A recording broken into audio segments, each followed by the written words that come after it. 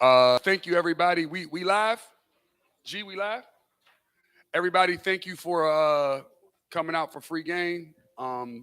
This session's special because I think I've been talking about Charlotte Impact Investors for about how long we been going now, fellas? 2 years. I've been talking about it for 2 years in a bunch of different capacities, talking about like, hey, there's this thing that I'm a part of, and we're doing this thing, and it's super fun, and I'm doing it with these guys, and it's kind of been this thing that's been something that we've been nurturing and wanting to get out to the world in the right way. So I'll first thank everybody for coming out the free game, and then second, I'll introduce the founding partners of Charlotte Investors. So again, thank you everybody for making time to come out the free game.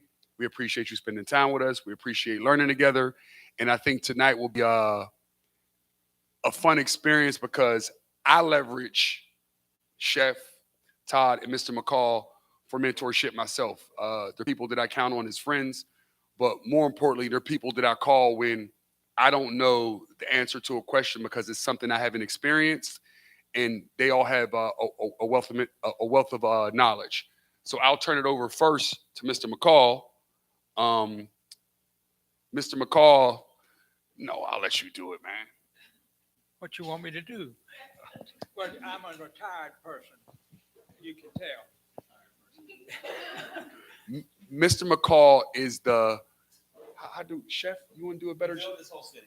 I mean, if you haven't heard of Hugh McCall, you probably should just put his name in Google. It'll take you about 20 hours to read a little bit. But yeah, this man built this city and has dedicated the last chapter of his life to, I would say, racial equity, economic mobility, and we're lucky to have him as part of our friends and our group. But anything, we wanted him to be here, and he wanted to be here to just meet this crowd and see what we're up to.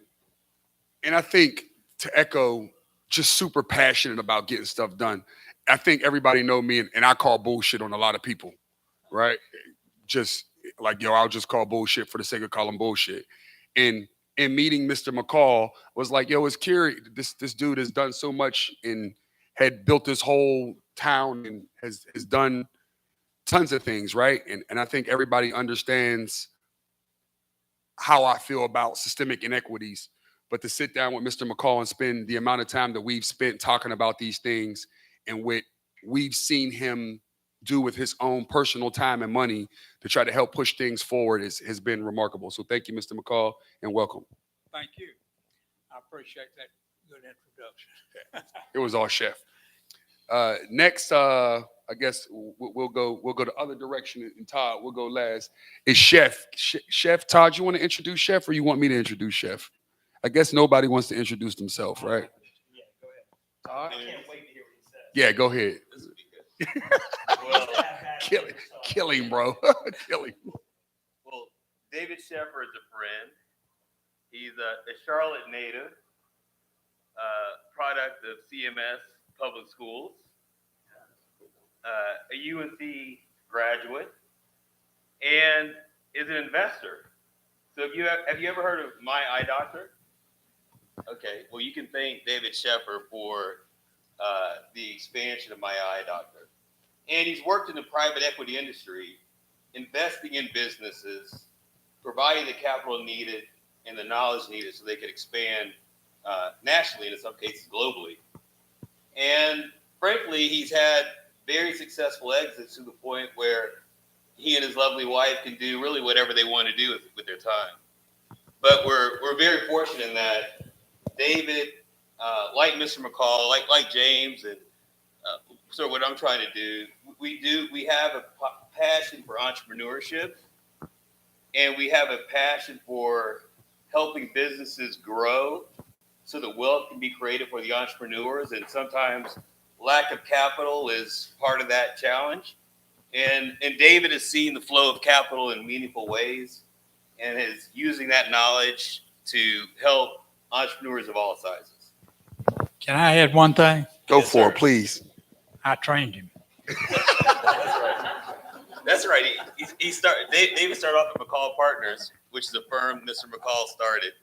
And I think the story goes, David was working late at night And Mr. McCall saw him working late and actually appreciated the work ethic, and that kicked off the relationship. Is that a nice, humble introduction? Did he do a good job? I'm surprised he only took 50%, 100% of the credit. It should have been 150%. My wife did 100%. Smart man, smart man. All right, and last but not least, Todd Collins. And I'll let Chef, you can do the honors for Todd. All right. So Todd Collins, also a dear friend of Mr. McCall and James and I. Todd is an urban cowboy. Grew up in Houston, but really wishes he lived on a ranch or a farm somewhere. Went to Morehouse in Atlanta. Later worked in corporate America at Accenture while living in Washington, D.C. Got his MBA at George Washington. That's right. I knew that. Got his MBA at George Washington, and has built an incredible investment firm where they own a lot of apartment buildings across the Southeast and across the country. He's developed software and sold that very successfully to a large venture capital firm called Insight Ventures. He owns a business called City Kitch. So sometimes it's a ghost kitchen, if you guys know what that is. Big up and coming industry, and he's early mover on that. So on Freedom Drive, right off Freedom. Thrift Road, one University, one in Greensboro. Yeah. All around great person, and very, very philanthropic. Gives his time and his money with his wife and his 3 kids. Austin, his youngest son, is here. He's got 2 daughters also. What did I miss, Mr. McCall and James? No, I think you got it. I guess, and we're usually not this lengthy on introduction. We have several founding partners that aren't able to make it tonight, and I guess y'all want to get them a shout as well, so we don't hold the ball. Yeah, we'll go quick. Will Austin, who grew up in East North Carolina, he'll probably show up. He's a good father, and he's got 2 kids with presentations at school, so he's going to be late if he makes it. He runs the entire corporate bank at Wells Fargo. Another gentleman named Matt McGann, who grew up on a farm outside of Baltimore, runs a private equity firm in town called 10 Oaks. And Hal Levinson, who is, I think, probably the longest standing attorney at Moore Van Allen. He's been there for over probably 40 years at this point. So it's a good group of folks, and everyone has the same mission, which is, frustration, I would say, with the systems and with the lack of capital and access in the minority community, especially in Charlotte. We have all heard of all 50 out of 50. I mean, that gets thrown around a lot, but it should get talked about even more. And so I think we're trying to do our part with our time and our access and our money to help, but there's a lot more needs to get done. So thanks for being here tonight. All right, so I think it's only fun and fair if we open it up to you guys. I think what we posted was tonight was going to be about capital. So I'll give Todd and I'll put the burden on Todd and Chef to kind of talk a little bit about, and we could dictate, right? We could go straight into questions, or we can give y'all about a 5-minute overview on raising capital, so y'all get a bit of a thought process on how it works. And again, I fit into this band because me and Todd were friends for some time, and we were on a Saturday call. Yeah, this Saturday call that we used to have to get up at like 7, 8 in the morning on a Saturday for. Right. And we finally realized that I was struggling with the idea of I've never raised capital before, and it's daunting to me. Like the idea of like taking somebody else's money for me is like this scary, right? Like more about giving up control and being able to stay focused on the things that I care about meaningfully while having other equity partners. But these group of friends have helped me. I still have yet to take on capital, but they've helped me help other people not have the same fear that I do, right? Because when I actually needed capital, there was no capital available for me, right? Our businesses tend to suffer because of the lack of capital. So I want to make sure there's a quick understanding of that, and hopefully this group and the people who's watching don't have the same anxiety around raising capital that I still have today, if that makes sense. Fellas? Go ahead. Well, I'll tell you, very much like James in my early experience raising capital. I mean, like many minority entrepreneurs, I started my business from zero. And so the concept of raising capital was totally foreign to me. I thought if you wanted capital, you went to work and put it in your bank account and then saved it. And that's how we built our business, literally out of our bank account. And I had an interesting experience. We built a software company and we bootstrapped it, meaning we never really raised capital. And I had two business partners, Jim and Chris, who were still business partners. And we started getting calls from private equity firms asking to buy the business. And much like James, we never entertained it because we were so excited about the cash it was generating. And we didn't want to give up control that we never took those offers. But finally, we took an offer, and the private equity firm, they... 1 second, Todd. Say that, Jim. Oh. There you go. Okay. The private equity firm, they asked for a meeting, and I said, no, I can't go this day. And they said, look, we'll send our plane down to come pick you up. And I was like, well, if you're sending the plane down, I never heard this story. well, this is when I fully understood capital after this. They said, we'll send the plane down. I was like, well, if you send the plane down, we'll get on it. So they sent the plane down to Wilson, which I learned is a private airport in Charlotte. And we got on this plane and we flew and we had the meeting, we inked a deal. And after the meeting, the managing partner of the private equity firm walked up to me. He's like, man, Todd, I'm so glad we got this deal done. Thanks for getting it done. I was like, no, hey, I'm glad we got it done, but also thanks for sending your plane. He's like, oh, you took the plane. Oh, great. I was like, this guy doesn't know where his plane is. And so we're flying back on the plane and we're high-fiving my business partners and they're like, man, we killed it. And I was like, no, the guy that killed is the guy that doesn't know where his plane is. And then I realized through that experience in private equity, and there's all sorts of levels to this, that the experience that I had coming up, and frankly, many people in our community have, where literally hundreds and thousands of dollars of capital, which would transform your business, are hard to get. It's not the reality in other parts of the world. And part of that is, one, knowing that exists, because I didn't know it existed, and also knowing how to plug into it at some level and make sure you're prepared when it is time to plug into it.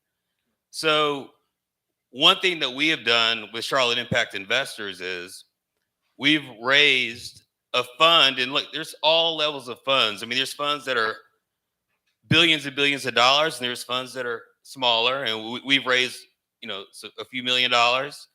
But what we've done is we've raised it in a manner where we get to make the decision to invest in businesses quickly, directly, and businesses that are here in Charlotte. And the people making the decision are, the guys sitting here and then the people that David mentioned. And we've been fortunate in that we've invested in, I believe, 4 businesses so far, all run by minority entrepreneurs who founded the business, and they're all doing incrementally better than they were before our investment. And frankly, we invest the money and we do nothing else but become cheerleaders or give advice or make connections. But in summary, really, the experience that it took me exiting to have, realizing that capital is available, I think it would be great for people to learn it before I did, sort of earlier on in the venture. And that's one thing I hope to accomplish. Yeah, I would add maybe just a couple of things. Todd covered most of it. I would say I did not fund a business myself, or found a business myself. I started in the venture capital world and realized that the real work that happens in America and across the world is by people who are doers. And so I decided I needed to go do that myself. And so I would say I became an entrepreneur by acquisition, helped buy a business called My Eye Doctor, and then help run it for 10 years and learn how hard it is to manage people and make money and run a business. A lot of fun, but there's fires every hour.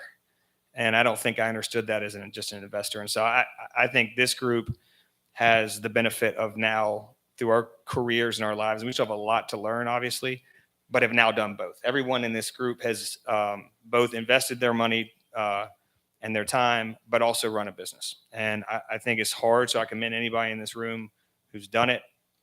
I think if you are not an entrepreneur, that's okay too. But if it's there's a burn inside of you that suggests you should try it, I would say try it. But it's okay if it doesn't go extremely well. That most fail.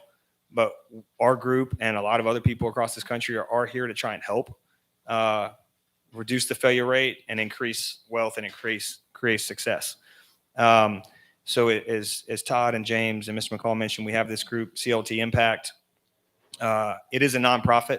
Just to want to make that clear. I don't think Todd said that, but effectively we raised this money with the idea that it would be deployed into minority-owned businesses in Charlotte. And again, as Todd said, there's 4 of them so far, and the goal is for those 4 and others, there'll be more and more, to have successful outcomes where they really don't need our money anymore. And they return that money to the nonprofit, CLT Impact, and then it goes to the next and the next and the next. So they're also helping with this ecosystem of entrepreneurship across town. So we think it's a pretty cool, novel thing. It's very fun for us. I get inspired by, meeting bright, hungry entrepreneurs. And so, we're here to answer questions. I think from raising money, to use Todd's word, look, it can go as sophisticated as a multi-billion-dollar global venture capital fund, and it can be as simple as asking your sister for $20,000, right? And all those things require time and energy, and having some level of professionalism in your organization or in your business so that people take you seriously. And so I think when you think about ways to raise money, there's a lot, but I would characterize it as like friends and family, grants. I think I looked on the beSocial Instagram account last night, and your team did a good job of showing 4 and 5 and 6 and 7 different places that there's money available right now for minority business owners. There's debt, right? You can go get a loan, and some loans are very scary, and I wouldn't touch them with a 10-foot pole. Predatory. I'll use the word predatory. Very high interest rates, but sometimes in the early days, that's all that's there. And so you got to decide what your risk tolerance is.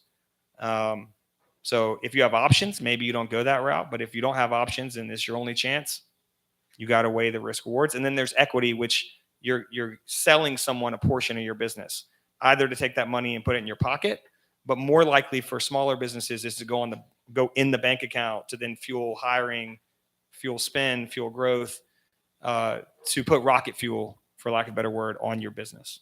So I'll shut up there. Anything you want to add, Mr. McCall, or you want to? We'll take questions. Yeah, I think the questions are most interesting for folks. I won't use the mic. I'll let y'all. But everybody, how many people in the room have a small business? Please raise your hand. How many people in the room have had trouble raising money? Raise your hand. I hope you're here for a very long time answering questions. Does that make sense? I think our goal as a group is to provide capital and opportunities for Black entrepreneurs. I look in the room and I'm just excited to see people who enthusiastically want to get after their business. So please ask your question. If you don't know how to inform the question, just say it however you need to say it, and we'll make sure that we get an answer for you. Does that make sense? Yeah, let your guard down. There's no formality here. We're going to keep it as easy as possible. Yo, G, it's your show. Everybody, we can go question after question. Y'all tell us how we taking them. Hands up. However, whatever format is easiest for you guys. And if I can make one other really small introduction quickly, I see Khalil and Malik in the back. I don't know if anybody knows Khalil and Malik Lloyd from Lloyd Visuals. Incredible media and production. Come up real quick. Come on. Come up real quick. So we had to do intros. I'll introduce these guys because they'll be humble anyways. But these guys are brothers. This is Malik. This is Khalil. Obviously good friends of ours. So they are one of the 4 businesses we've invested in town. Incredible media production company. They have really built something special. But I also say they're in like the first inning. They've gotten through probably the hardest part of the journey, in my opinion, just getting off the ground and bootstrapping and, putting all their time and energy and savings from their family into this business. But now they're thriving, and it's fun to have them as part of the group. And anyways, they can be a resource this evening as well, because they're living it like real time. And I think it would be good for them. Some people, I think it would be good too if you have questions around process.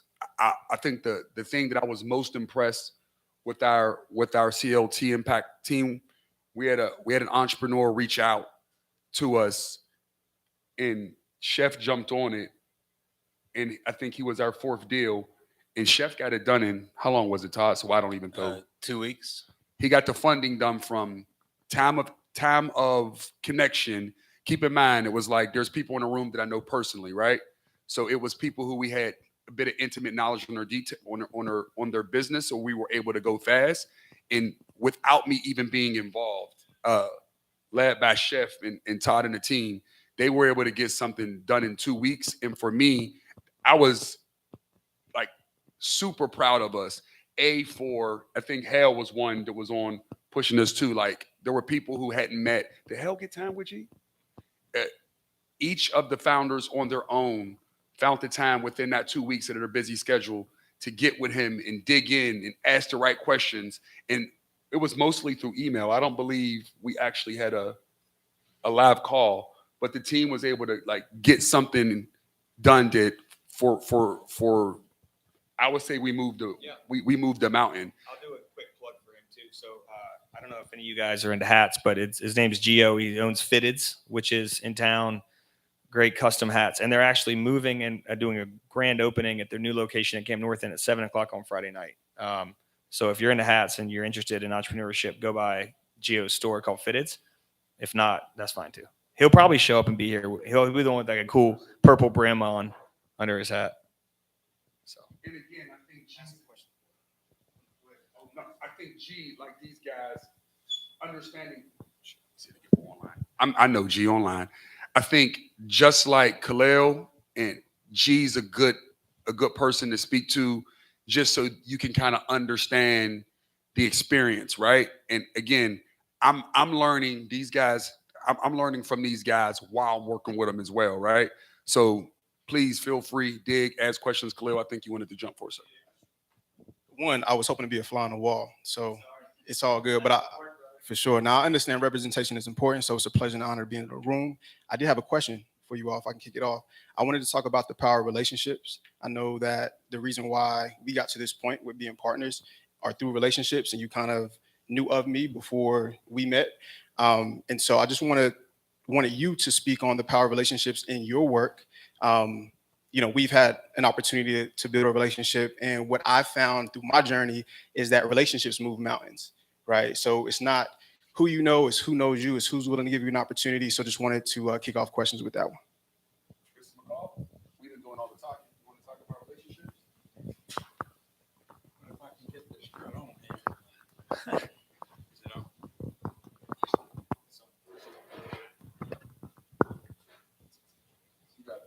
Well, if I was going to talk about relationships, I would just say that that's what really matters is so-called social capital. And I've been involved with another group of men as well, Malcolm Coley and Lloyd Yates, and something called Bright Hope Capital. And we own Leaper Construction. We own a trucking company, and we own a company that sells women's makeup. Anyway, all are African American owned, and what we've been able to do just with Leap, I'll illustrate. When we took over that company, we did two things. One, we were able to pay the original owner, who was an African American, pay him $1,800,000 for his business that it built up over his lifetime, so he can sit on a porch and retire. And we have changed the ownership. It's still African American ownership. We had a backlog of about $80 million in jobs. We've made that over $800 million just because of who we know and being able to get them business with. They got to do the business. We don't do the business, but we were able to get them in front of people so they could win the contracts. And that's what it's really all about, is putting people in front of opportunity and allowing them to sell themselves. So we don't have to sell them. We just have to open the door for them. That's really what it's all about, is getting the door open so you can, or think about it in a baseball sense, getting to come to bat. You can't hit if you don't come to bat. And so this is really what we work on. And it's the most powerful of all things, is the social capital.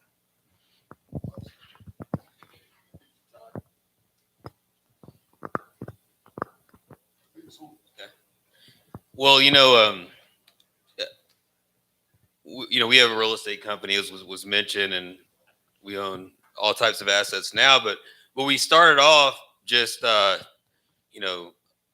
one unit condo, 2-unit building, 4-unit building, and we were trying to buy this 4-unit building, and I had called 20, 30 banks, and they all hung up on me. And there's a guy named Stuart Scharf who I knew, and he said, "Oh, how are you doing getting that deal done?" I was like, "Man, I can't get a loan." And this was like a $200,000 building. It wasn't a lot. So he said, "What?" He's like, "Well, let me take you to go see my buddy Steve." And I walk in there, and he says, "Hey, Steve, Todd's buying this building. He needs a loan." He's like, "Okay, good, Todd." He's like, "I'll get you the information tomorrow." I was like, "Wait, you mean you need me to get an application to you? What do you need?" He's like, No, I'll get you the loan documents tomorrow." And it was the first time I realized how unfair it is because I had made the same call and didn't get a call back, but because I had a good introduction, I didn't have to submit an application. And that's sort of the tragedy of trying to get the ball rolling. But one thing that sort of the blessing in disguise with that was it created an intense work ethic where you're like, all right, I'm gonna overcome these things. I'm gonna sort of make sure I get into the rooms where I need to get into. So what I found, Khalil, related to that is persistence helps. Being proactive about reaching out to people if they don't contact you. Contact them again. If they don't contact you, then reach out to the person they may know, and sort of make sure that you can attempt to get in front of them. And then when you do get in front of them, make sure that you're prepared and that you have you've done the work and your financials are together and your business is wrapped tight, so that you make a great impression when you actually get that opportunity. And I did, Mr. McCall. One thing Mr. McCall has not said. He was chairman and CEO of Bank of America. He probably lent more money to businesses than anybody else in the city, frankly, and World. in the world.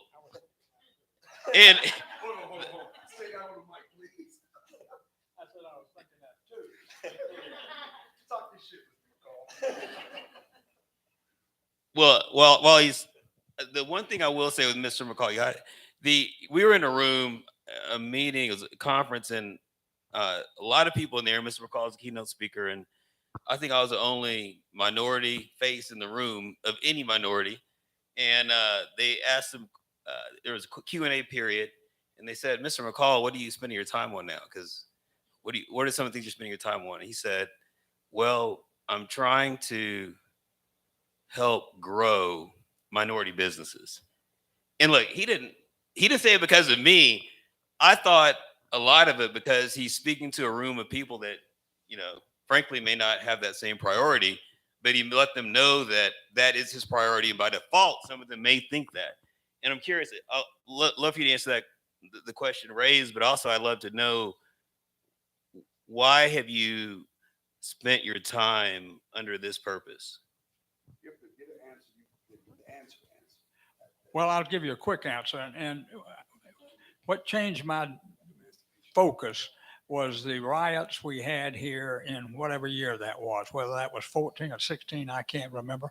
And I thought, this is my city coming apart. And then it made me look into what was going on, and I decided to do something about it. So it's just that simple. I'd like to say two things. I want to pick up on something you said real quick, though. You only get, when you have an opportunity to get in front of somebody, you only get one chance to make a first impression. And that first impression is really important. And it's very important to know your own business so that when you're describing your business, you can do it in simple terms and lay it out so somebody can understand what it is you're doing. And you need to know the difference between what you need. Some people say, I need capital when they really want a loan, or they want a loan when they really need capital. And the two things are different. Equity is one thing, a loan is another. And getting that all sorted out before you go ask for anything is really important, because if you can't answer questions about your own business, you'll never get a loan. You'll never get past first base. And I'm reminded that there's a company here in town called No Grease. These are two young men that came down here from up north in upstate New York and opened a business, and they built a really good business. And they came to see me one day just to be someone wanted to introduce them to me. And I talked to them about their business, and I said, do you have any loans? They said, yes, we've got one loan. And they were paying 14% for money as recently as 5, 6 years ago. And went in a world that was a 3% world. And it took me approximately 40 seconds to make one telephone call and got them a loan down from 15% to 5% and saved them $10,000 a month in their business. Now, I just met them. It isn't a big deal, but they were talking to me about the business. I could see they knew what they were doing. They knew that they had a good business. I liked them from the moment I met them, and I helped them. All took me ultimately not more than 2 or 3 minutes. And so that was what I call social capital, meeting informed individuals who knew what kind of business they had and could describe it. So it's very important to be able to describe your own business well when you're trying to get help. And question everybody. Does everybody follow the difference between debt and equity before we even get in question? Everybody, by show of hands, everybody understood it? Somebody want to? Yeah, more or less. I'm gonna let Chef do it. Yeah, sure. I don't know, but I can explain it in simple terms for now. So debt means you owe someone money on some given date with interest rate likely between 1% and 50% or more. I mean, payday loans even more. But debt means you owe them that money, and on some timeline, it might be like a car payments every month or mortgage payments every month. That's debt, right? Your credit card payment, that's debt. That's every month. And it's usually guaranteed by something. In many cases, it's your personal net worth. Like they'll come after your bank account. They'll come after your car. They'll go repo man, right? So, and in other cases, it's guaranteed by your business. As your business gets bigger, one of the benefits of having a bigger business is the debt is held by the business, not by you. So you won't have to make what's called a personal guarantee. But for small businesses, they're all personally guaranteed. And so if the business doesn't pay back the money, that means the owner has to pay back the money. That's debt. Equity is taking actual ownership, some ownership in your business. Now that can range from, 5%. Someone says, hey, I'm making this up. I think your business is worth $100,000. I'm going to give you $10,000 today. There is no timeline on which you have to pay me that money back. There is no interest. There is no amortization. But I now own 10% of your business for the rest of until we all sell it. Does that make sense? Everybody get nice, clear? Okay. All right. G, you want to go live? Questions? You want to go in the room first? Go in the room first. I see some. Dave. You want to give me my mic? We got one. We got to take it one. See your hands,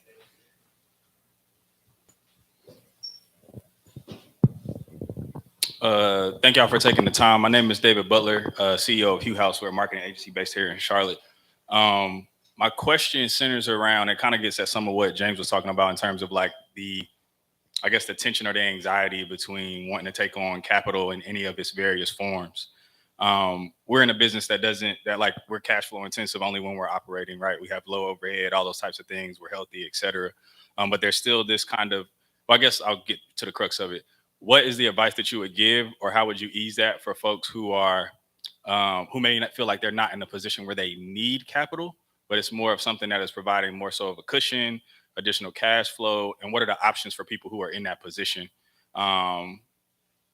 Just because I think a lot of times we think about these things in kind of like a visceral sense, where it's like, I'm raising money because I know I have a formula to make money immediately afterwards, so I can pay it back without having to do that. And if I'm not in that position, then I wouldn't consider taking on the money.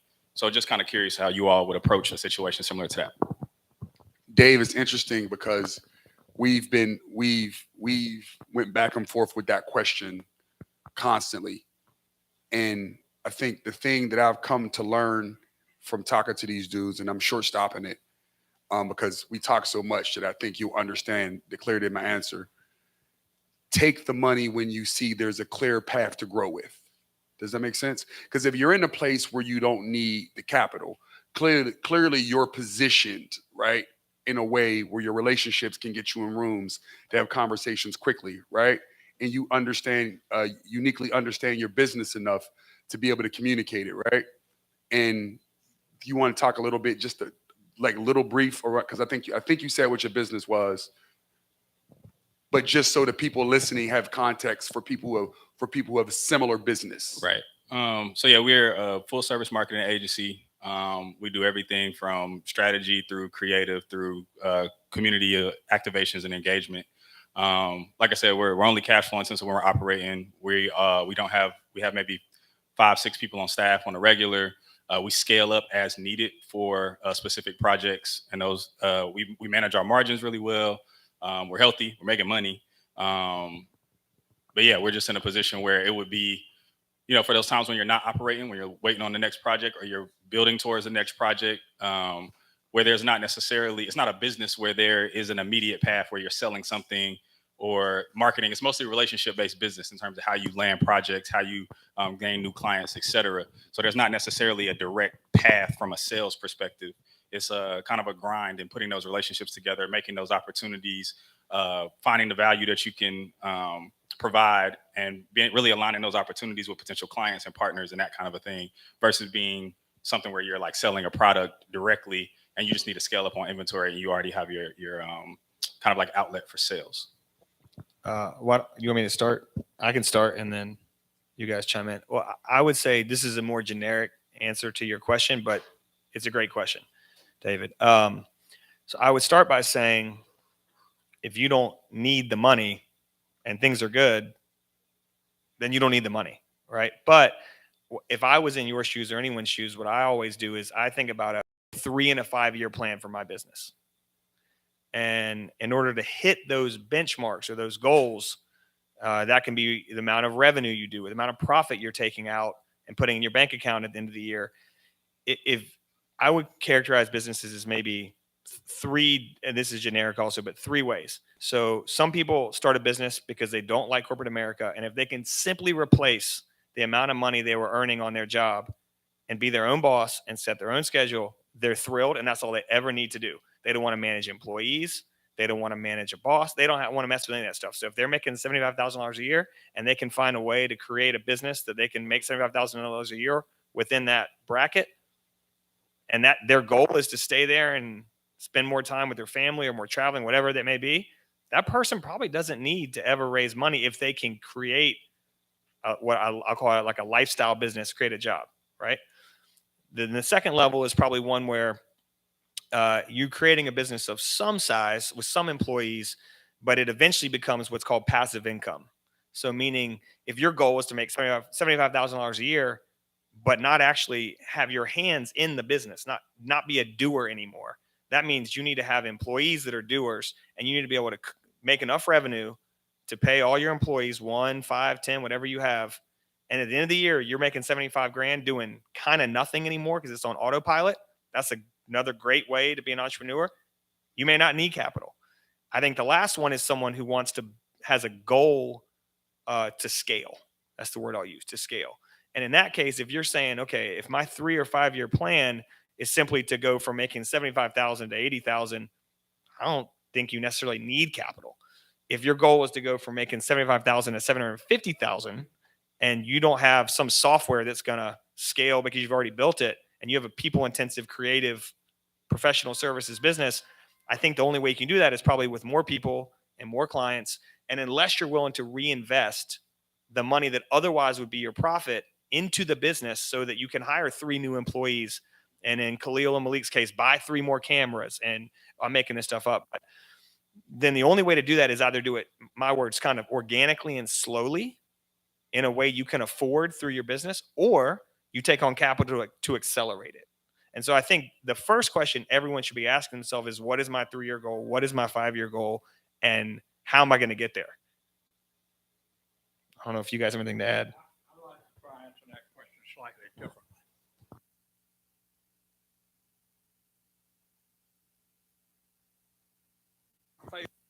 This test about 5 times. All right. I have a theory that the time to borrow money is when you can get it. And when you can't get it, you can't get it. So I've spent a lifetime messing around with money. Anyhow, I would always, if I needed money or thought I might need money and I could get it, then I would borrow it. Now, the ways to borrow money, we haven't talked about that. The ideal way for a company like yours, who doesn't actually need it, but sees it available, and to put it away, to put it aside, hoping to leverage it, is to borrow money on a term basis, like say 2 years of no repayment, then pay it back over 5 years. It's like a 7-year transaction. That's one way to do it.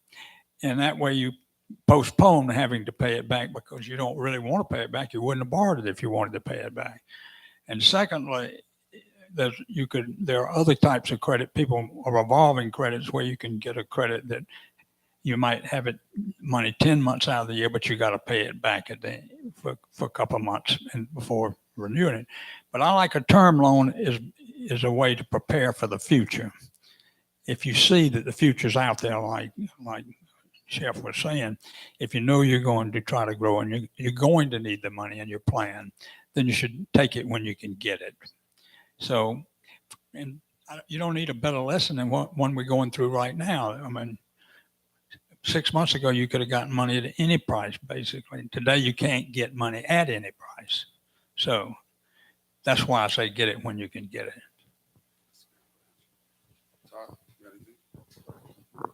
Well, congratulations on what you've accomplished. I mean, that's impressive. And it sounds like you're running a fiscally sound business. I mean, you know your business and you're running a P&L. And congratulations. I mean, you're successful right there. I mean, for your business and what, as Mr. McCall said, like a line of credit would be perfect. I mean, you have contracts, right?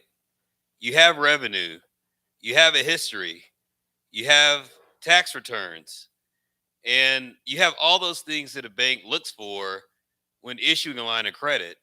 And if you go to a bank, they're going to likely give you a line of credit less than what you want. But over time, you can get that credit line increased. And the beauty of a line of credit, frankly, if you don't need it, you don't use it. If you want to use it, you draw it down and then pay it back. And it's a great mechanism for that most businesses use. I think it's for what you're doing. It's a perfect mechanism. So, as David mentioned, like a bank and someone giving you equity, they have sort of two different motives. The bank's giving you money, they're saying, "Look, just pay. I don't really care how your business is doing. Don't fail, but just make sure you can pay back my loan." That's really what a bank's saying. Someone giving you equity is saying, "You are here now. We want you to be much larger." And so, unless you have, and we call it rocket fuel. Unless you need rocket fuel to like go to other cities and shoot to the moon immediately, then debt's perfect.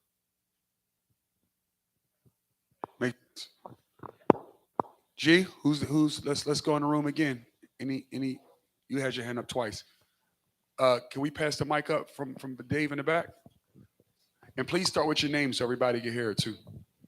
Hello, thank you for being here today. My name is Nicole Flores, and I'll pose a more generic question. How do you attract capital when you are generating revenue and EBITDA, but you're still cash flow negative due to the significant capital expenditures that you have to spend on your business? It is not easy. The answer is not easy, but that's because the process isn't easy. So I would say it depends on your business. So again, the bigger the business, the more stable the business often attracts more capital more quickly at cheaper rates. And depending on the type of business, they're not all created equal. I used this analogy last time we were in a room like this. So if someone told me they own a 2,000 square foot house a block from here, that's not the same value as a 2,000 square foot house in, Mount Holly or Eastern North Carolina or somewhere that's not in a strong metropolitan market with a lot of demand. They're very different. I mean, maybe multiples different on what it costs to buy that house. Businesses are thought of by the same way from sophisticated investors. If your business, in one example, is a software business where you have customers that pay you every month on time, and they've been your customers for 10 years, and you have 100 of them, and they're not going anywhere, that's a very sticky, recurring business. That's very different than a construction business where you have to go out and buy equipment, and you have a project this week, and you might not get a project next week. And so it's hard to answer the question without knowing sort of more. But I would say explore all avenues. Use your network, use the relationships, as Khalil said. Look at the grants that are out there. Talk to banks of different sizes. You might get told no 20 times, right? Like Todd's been told no at least 20 times. I've been told no 20 times. But we can talk more specifically at some point about your situation because it is hard to sort of stay in a vacuum. Yeah. And I would make sure you understand your finances. See if I got it. Okay. All right. Sorry. All right. Make sure you understand your finances. Okay. You said that you're cash flow negative, right? All right. You have a P&L, right? And if you have your income, you have your expenses, then you have your net operating income. All right. If you're actually cash flow negative because of capital expenditures, CapEx, so these are terms that you should, if you don't know what I'm talking about, you should write them down and then understand them. Because when you talk to any bank or investor, they're going to speak in certain terms, and you should make sure you understand it. So you have your NOI, right? So hopefully your capital expenditures are the reason that you're negative. You're growing so fast. Maybe you're buying things that actually make your business appreciate, and that's why you're negative. And if you speak to someone, you're like, an investor, you're saying, look, I'm negative because I'm actually investing in my business. I'm growing so quickly that my cash can't keep up with my expenses. That's a great problem. Like who doesn't want that problem? I'm growing so fast that I don't have enough money. That's a wonderful problem. We've invested in people like that. They're getting so many contracts that they can't actually, they don't have the finances to pay for those what it takes to service those contracts. Now, on the other hand, if you're negative just because you're not making enough money, then that's a tougher problem to solve. So I would just make sure you know which side of the coin you are. And if you're on the side where you're just growing so fast you can't keep up, I wouldn't phrase it in a way that you're losing money. I would say we're growing so quickly that we can't cover our expenses. Just because that distinction means a lot. So just those define capital expenditures for folks, right? So and NOI. So let's use this business as an example. I'm going to make up numbers. I have no clue. Social status on Central Avenue. Let's say for fun, they make, I'm using $1 million a year in revenue. So they sell $1 million a year in apparel and shoes. They pay all their expenses. They pay their rent. They buy their inventory, do all the things. At the end of the year, there's $100,000 left over. That is their net profit. So profit is money you can put in the bank when all expenses are paid. But let's say, for example, James and team decide we really want to do an expansion. We want to make this space, which I hope they don't because this is awesome. But if they want, we want to sell shoes and apparel and something else in this space, and we need to spend $200,000 in construction costs to put shelving, TVs, equipment, power outlets, $200,000. Well, if they made $100,000 in profit, but they spent $200,000 to do all this, they're negative $100,000 in cash flow because that is the capital expenditure. Now, by the way, the next 10 years, he's not going to need to do any of that stuff. He's already put the shelving in. He's already put the equipment in. Now he's just got to sell more stuff back here. And so that $100,000 of profit from over there, now that all this is happening, now it might be $300,000 of profit. But in the 1 year where he spent all that money to invest in this build out, it's negative. That's what Todd's saying. Does that make sense? Make sense, everybody? All right, G, you want to take one online, and then we go back in the room. Everybody, please keep thinking of your room and feel free to ask.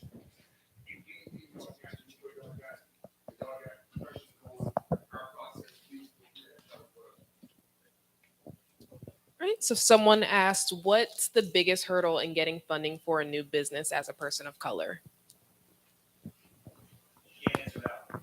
Go ahead, Mr. McCall. No, I didn't hear the question. She said, repeat the question? What's the biggest hurdle in getting funding for a new business as a person of color? Shit, I would say walking in the room. I think when I email, it's fine. James Whitner sounds great when you read it on the email.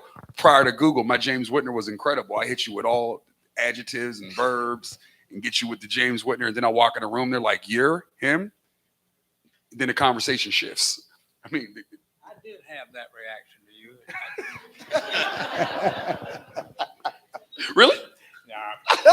Well, I think getting access to capital for regardless of business. So, but getting access to capital for a minority business is even tougher.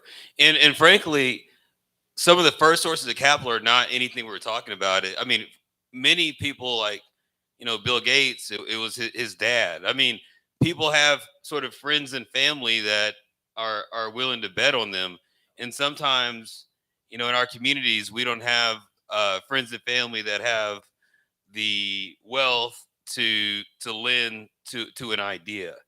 And so really that's one of the first challenges, really, which should incent us to go ahead and be that generation that can help our nieces, nephews, and kids with that first batch of capital that they need.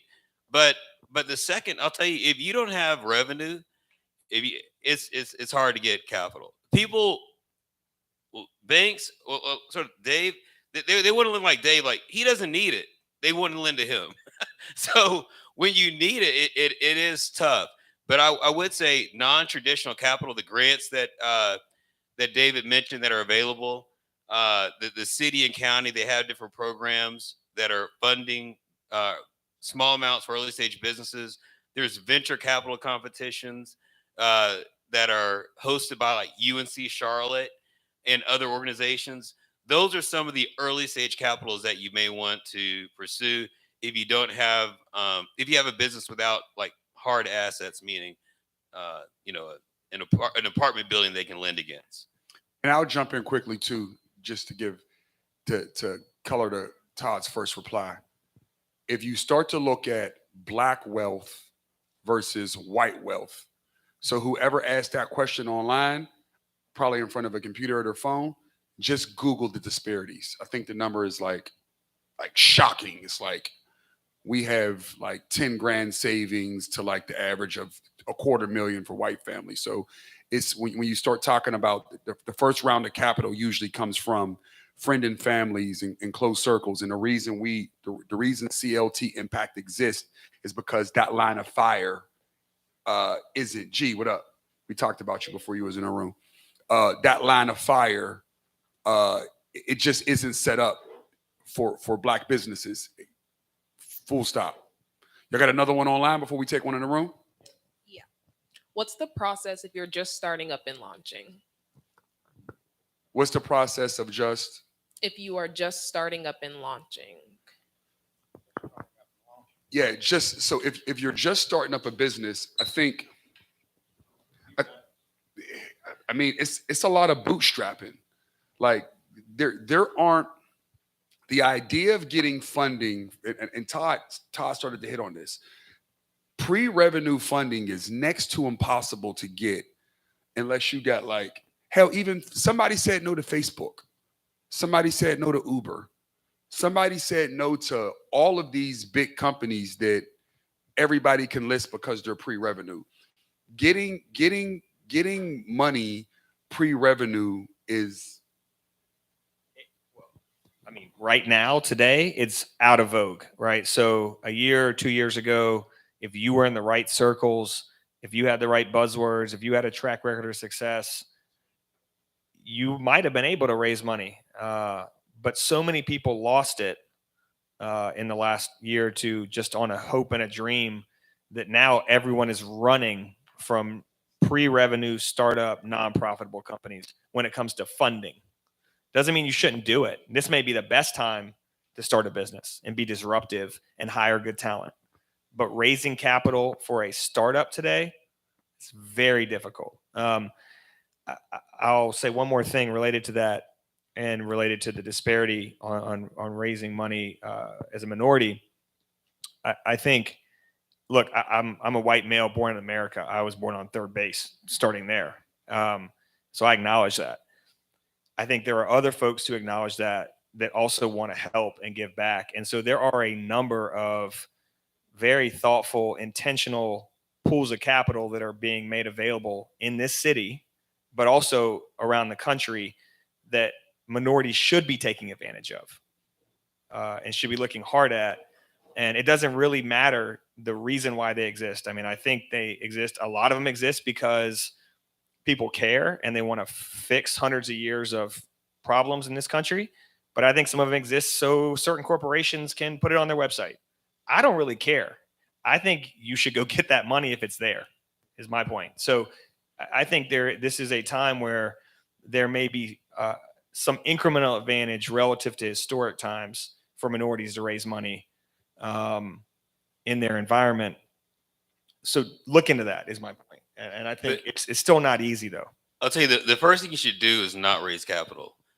The first thing you need to do is actually do the work.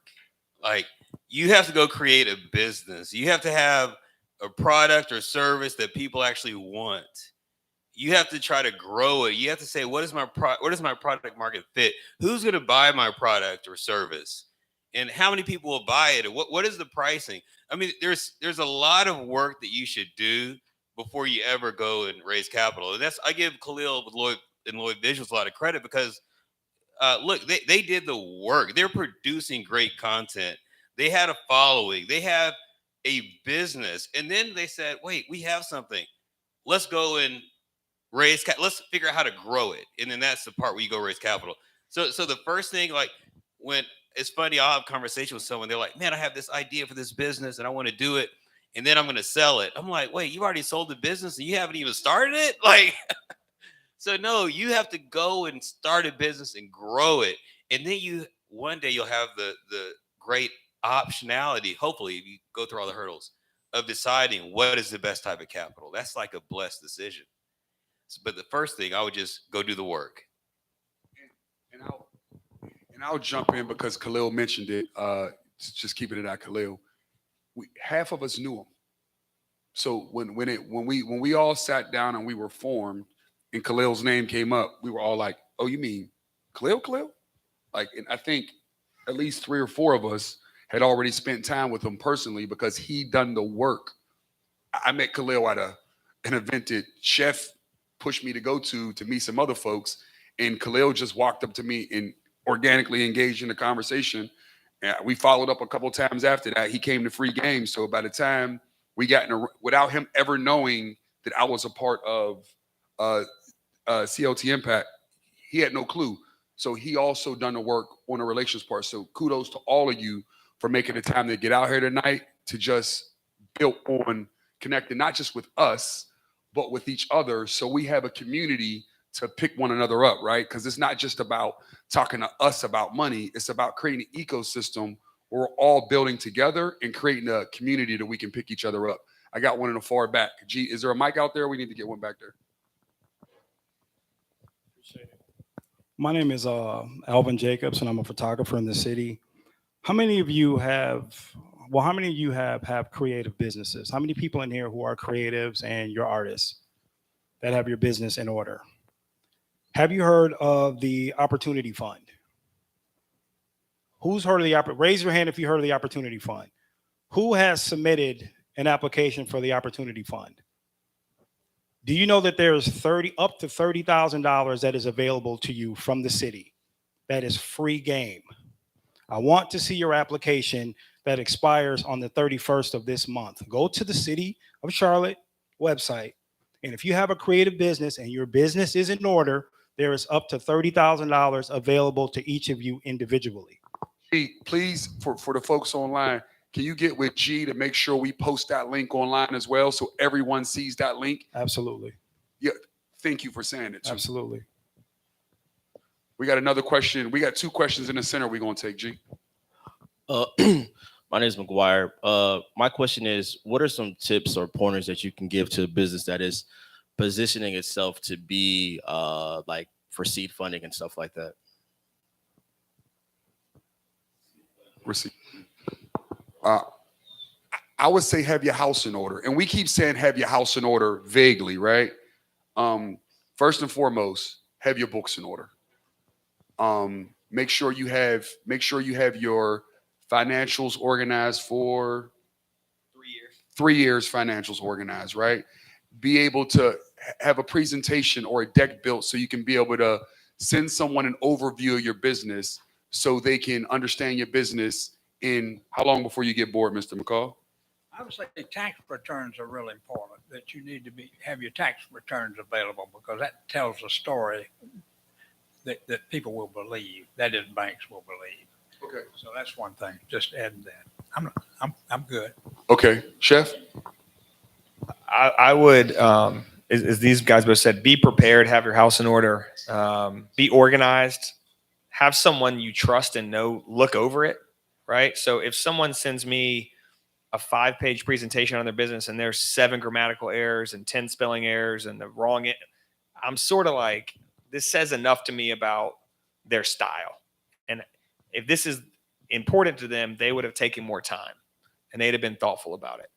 And so maybe that's not your skill set. I'm not great at detail orientation at times. So I asked my wife, can you please read this to make sure that I captured all the things that need to be said? And I said them in a way that makes sense and it's spelled correctly and it looks professional. And so I think that is a good way to say it. Having your house. I used this analogy last time we were in a room like this. Like if you were going to sell your car and you wanted the maximum amount of money for it, you'd have it detailed. You wouldn't have candy wrappers on the floor. You know, like it would be ready to go. And you need to think about that as you're presenting a business plan to anyone, a customer, a vendor, a lender, an investor, anyone, to take you seriously. You know, it's your personal image. And so I think having your house in order and having tax returns and having a P&L, even if you're not super sophisticated at this, talk to someone who is. There's a lot of programs in this city that are business accelerators, or they're cohorts that help you with these things. Because maybe if you are creative, you could be the best musician or the best artist, and this is not what you went to school for or what the people you associate with. That's fine. But there are people who are good at these things that can help you. So Next CLT is one. Aspire Community Capital, Boost Pad, EOA. I mean, there are a lot.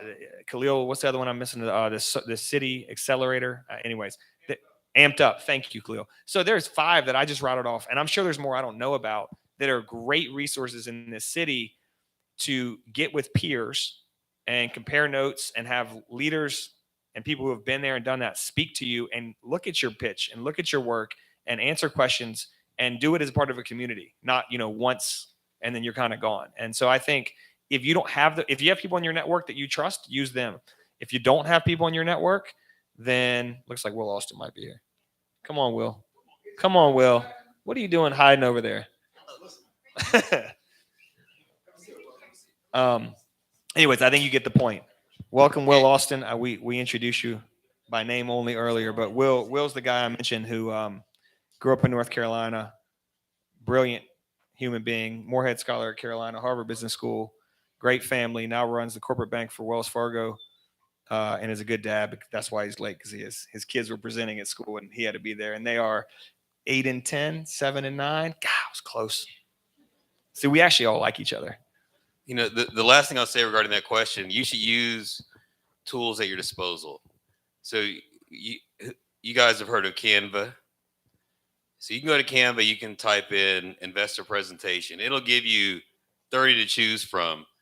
And you can go to Chat GPT and say, how should I describe my business to an investor? It's going to give you, I mean, you can do all these things to get you 80% there.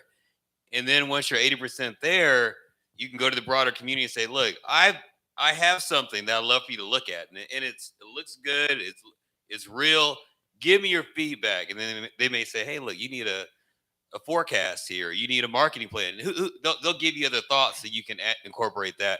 But I would encourage you to use the tools, many of which are free online, that are at your disposal. And one thing I'll add too, the pitch, make sure it's organic to you, right? If you look at the headshots, most of y'all dudes and ladies, when you see me, I'm in a t-shirt or a hoodie.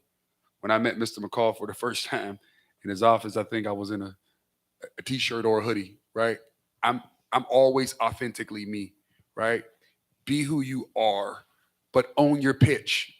Be who you are that doesn't mean because I'm in a hoodie, it doesn't mean I'm going to present myself in a way that means this hoodie, right? Means I'm going to present myself in a way that you would think I was wearing a Dior suit. I just happen to be wearing a hoodie and track pants. Does that make sense? Be who you are, but own that shit. Like, own your shit, own your pitch. Make sure everything else is on point, but make sure you're distinctively you, because that's what makes your business yours. Does that make sense? Yeah, but I think my question is more so like, okay, so let me give you some background. So the pitch part, the understanding of the presentation, I have that, right? And so right now we're forecasted at the end of this fiscal year to do at least like 1.2 million, right? And so it's like, okay, I'm positioning this business to then be able to be in the spot to where I can then go and say, okay, this is the amount that I'm looking for this amount of equity. Because I think where we are in our business now is like, we're making a lot, but then it's like, okay, we're also spending a lot too. And so capital would be great there, because what we do, it's a convenience store in Rock Hill, South Carolina. A little background about it. My parents started a convenience store here about 25 years ago in Charlotte on the west side.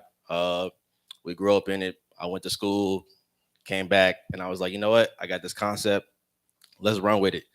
I had my parents shut down the store here. They had another one in Rock Hill. Me and my brothers took over. We renovated that one, just switched everything. And so it's more so of a modern convenience store concept. And so a lot of people who grew up in these neighborhoods, you have like hood stores. And so we are the modern hood store. You go in there, you have fruits, vegetables, produce. We got a partnership with Atrium Health in Rock Hill, South Carolina. It's just so much. And so right now it's like I'm playing a game of chess with other convenience stores to position ourselves to be,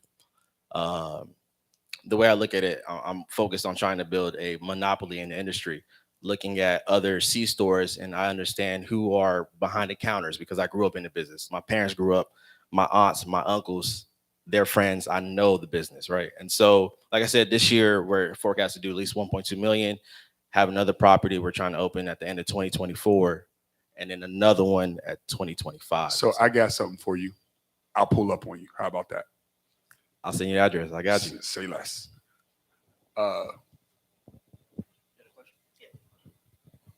Hi, thanks for being here. My name is Jessica Davis. I co-found a video production company based here in Charlotte. I just want to know, like, being in position, you guys kind of answered a little bit before, but being in position to get capital, what's the way that we can show up as impressive as possible before we get to the bank? Because we already got to work 3 times as harder, right? Like you spoke before. So how do we show up as impressive as possible? I think first realizing, I think Mr. McCall said it earlier, I think right now it's just understanding, and fellas, correct me if I'm wrong, I think the bank is kind of closed. Like, I think right now we're in a place where we're small business, banks are pulling back. So some of it is just recognizing that right now capital isn't coming from a bank, in how to be prepared for once it does open, and how you need to show up. How do you create the relationships now? Because they're going to say they're not closed. Sorry, Will. They're going to say they're not closed, right? Oh no, we're not closed, but they're really closed, right? So right now is probably a good time to understand who's who at all of the banks, right? And have them intimately understand the details of your business. So once they do open back up and a product opens up that they can service you with, then they can hit you, right? Because I think a lot of the things we said uh, when we answered the last question, I think all those answers still apply. I think the answer is kind of what Mr. McCall said and what Todd said earlier.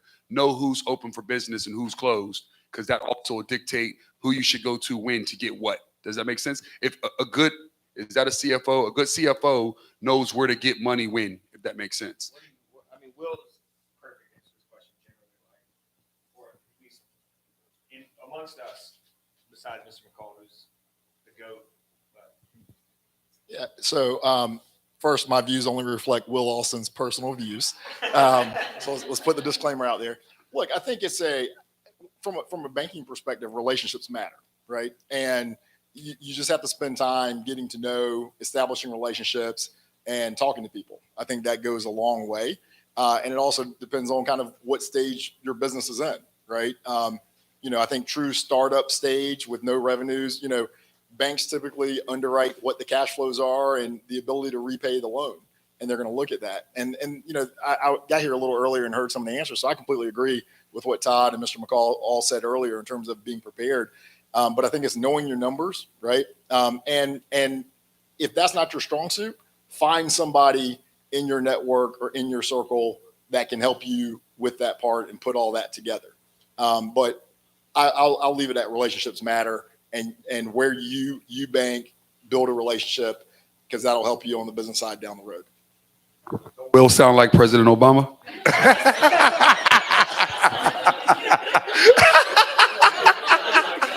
Said Barack, you here? Go ahead. Is another question in the room? Hello, my name is Kelly Hall. I'm co-owner of NC Dance District, a hip hop dance studio. We've actually been in existence for 10 years. We actually made it through the pandemic when we couldn't open for 6 months, so we're still here. And we're actually looking to expand and get a much bigger building, not only for us, but for other creatives, dancers in Charlotte and surrounding areas to serve as a co-working sort of area for artists. So my question is there any benefit to owning versus renting a commercial space? I mean, I'm a landlord, so I'm the wrong one I'm the wrong one to ask that question to. Look, the reality is, okay, if you're running a business, this is sort of my opinion.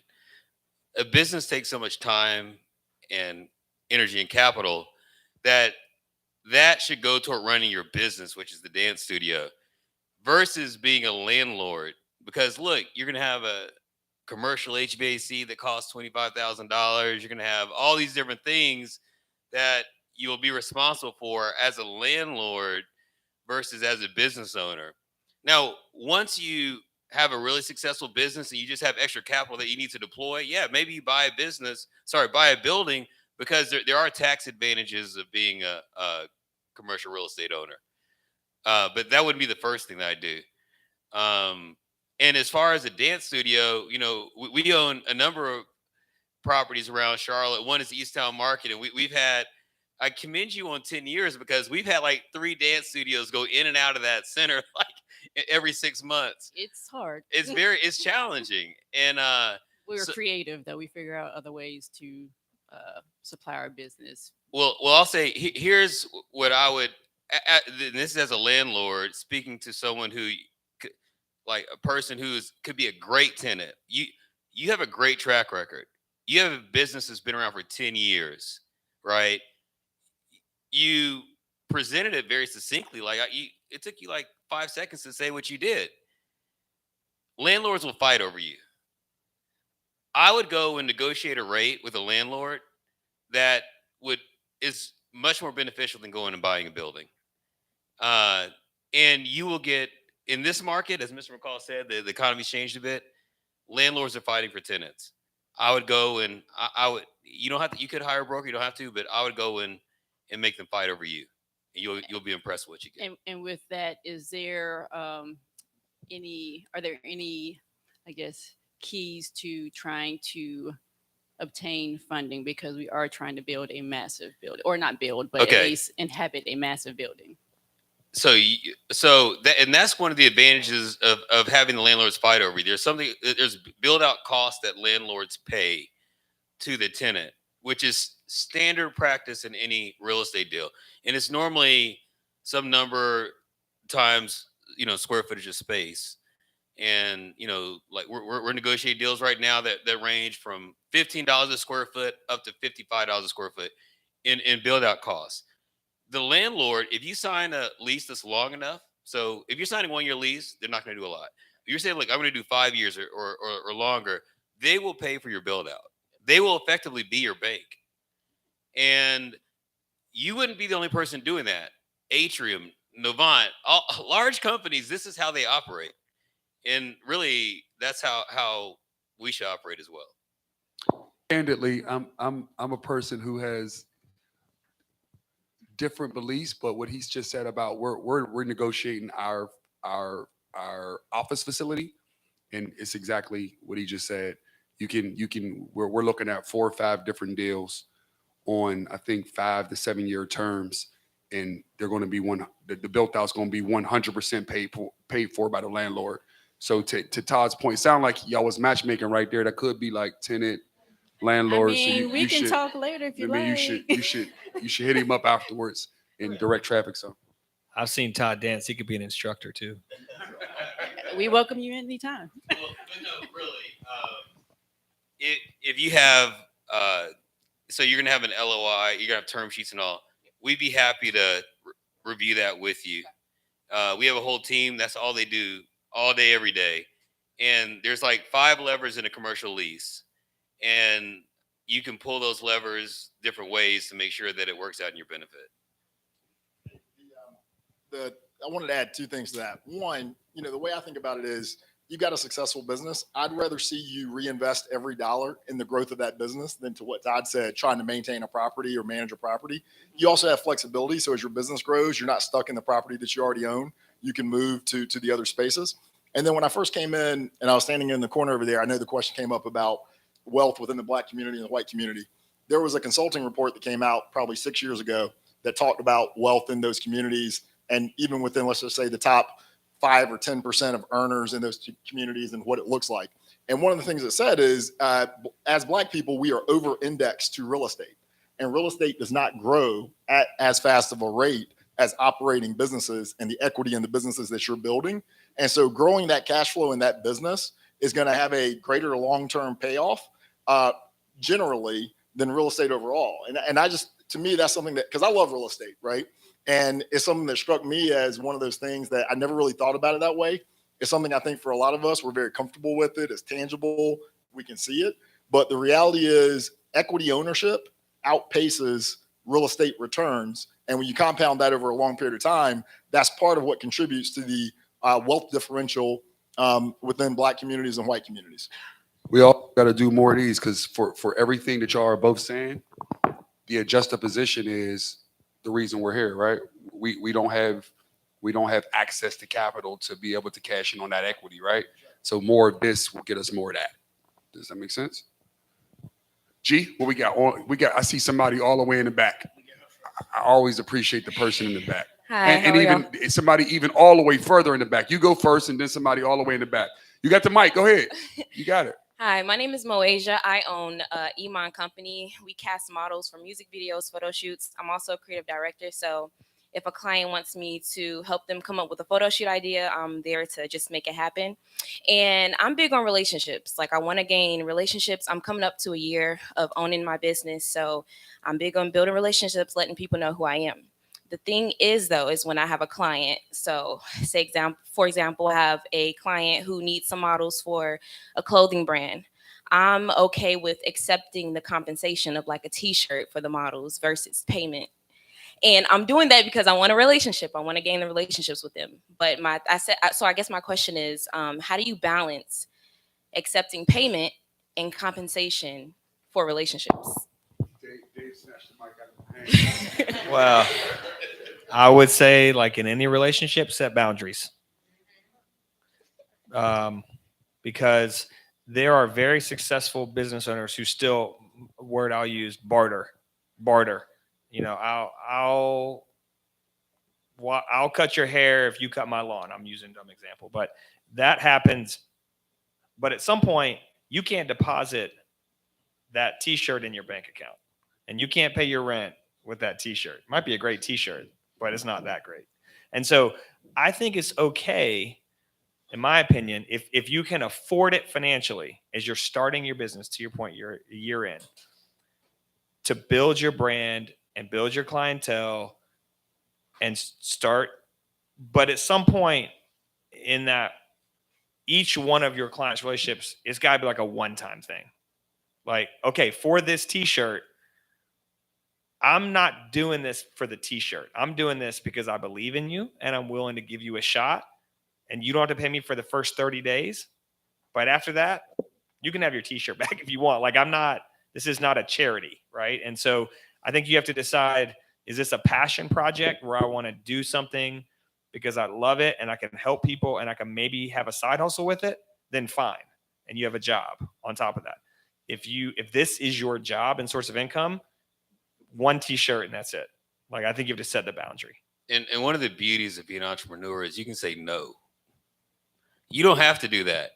Your time is valuable, right?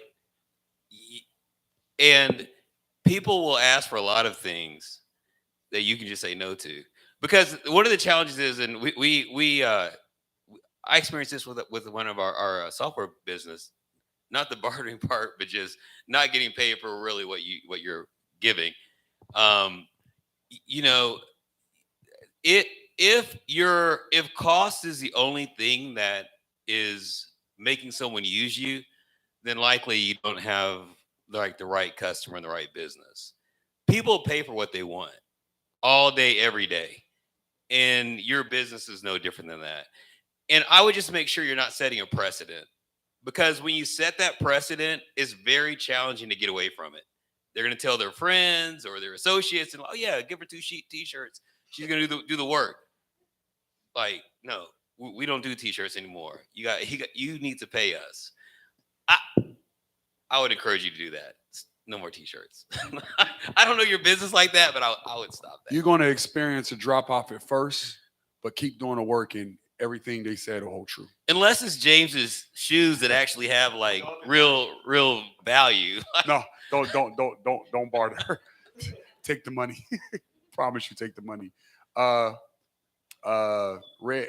I think somebody in the red hat Hi, had a my question. name is Maggie. I do eyelash. I'm an eyelash extension artist. My Instagram is maglash _ Instagram, Facebook, TikTok. Follow me if you want your lashes I like done, that ladies. tag. I like the tag. Thank you. So my question is, as far as investors, do you guys ever like consider our social medias?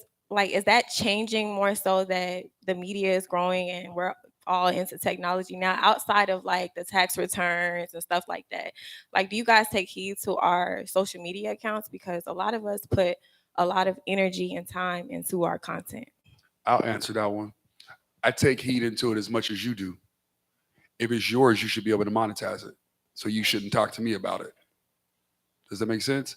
I'll Yes, that makes obviously sense. understand how you're leveraging or have the ability to leverage your cultural currency to make a business out of it. But if you haven't managed to make that a part of your business and you're not coming to us for capital to help expand that, then why would it mean anything? Does that make sense? Like, obviously I understand what it does for awareness, right?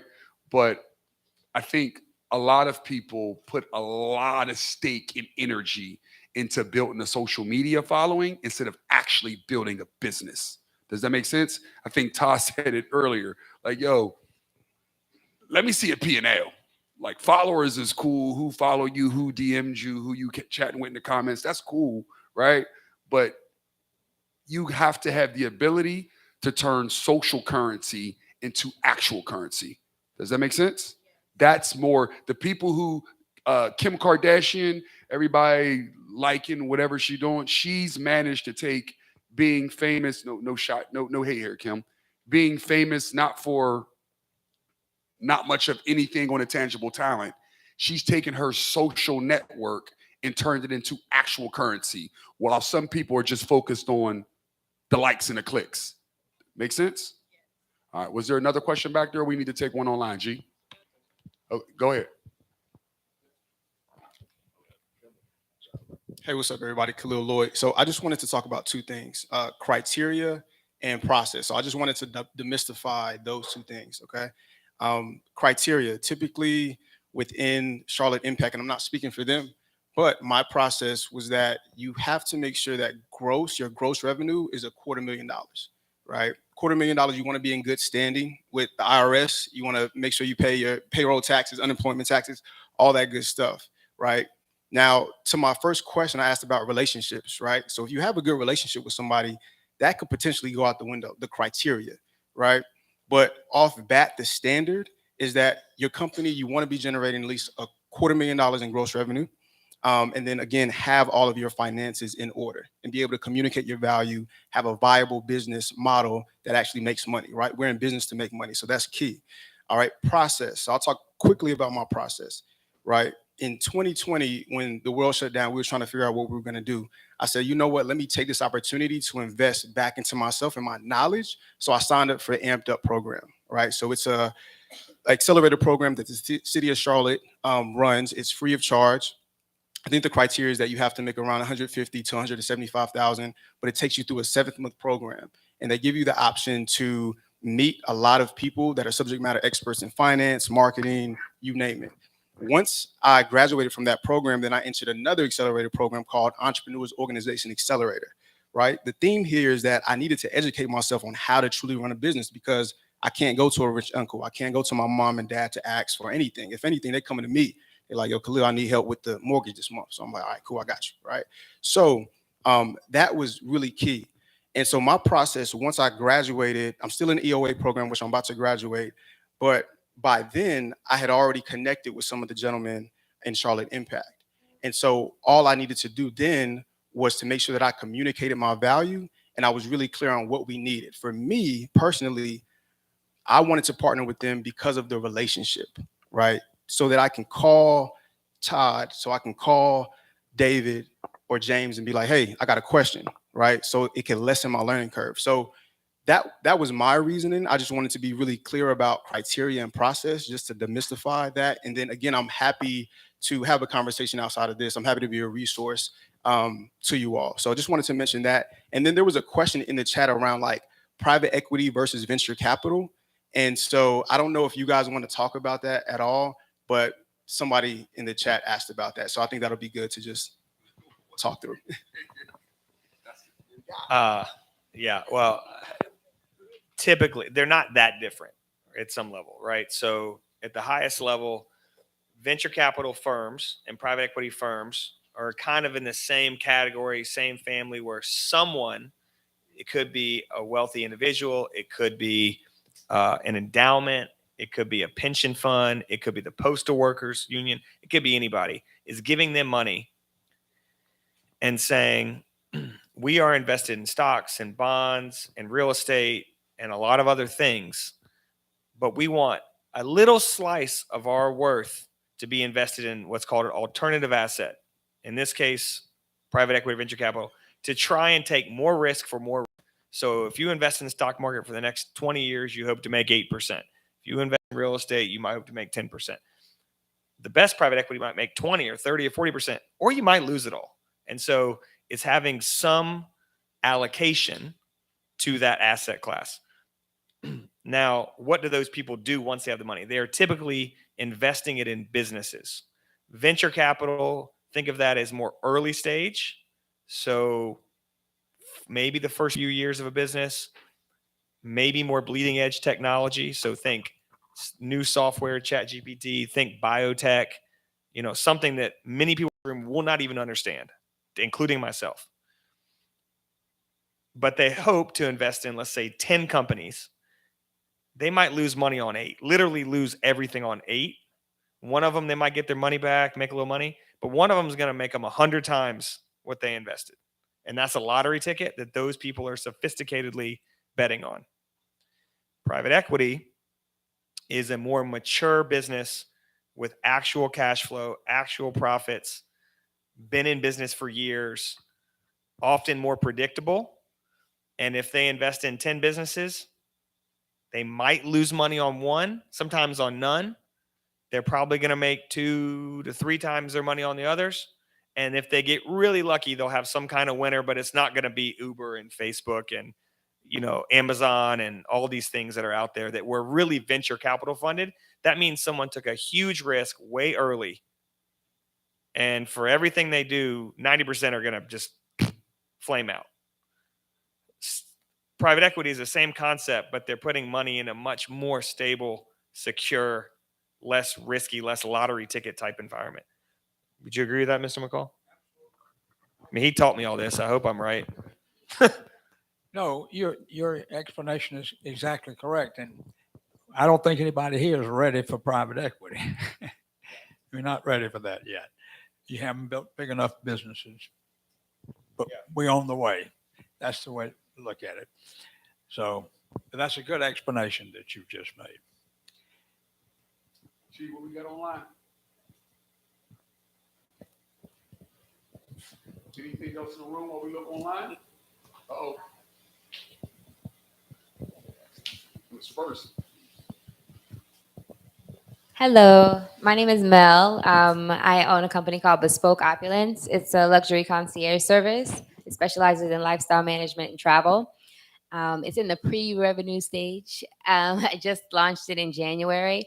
But my question is about once you do get equity, and how does it work paying it back? Like the process of, because you guys said like you're taking ownership of someone's business, there's no timeline or payback and no interest on it, but you do want to give back because you're going to give the money back to other businesses. So how does that process work? And do you guys work with companies and do follow up with them and all that?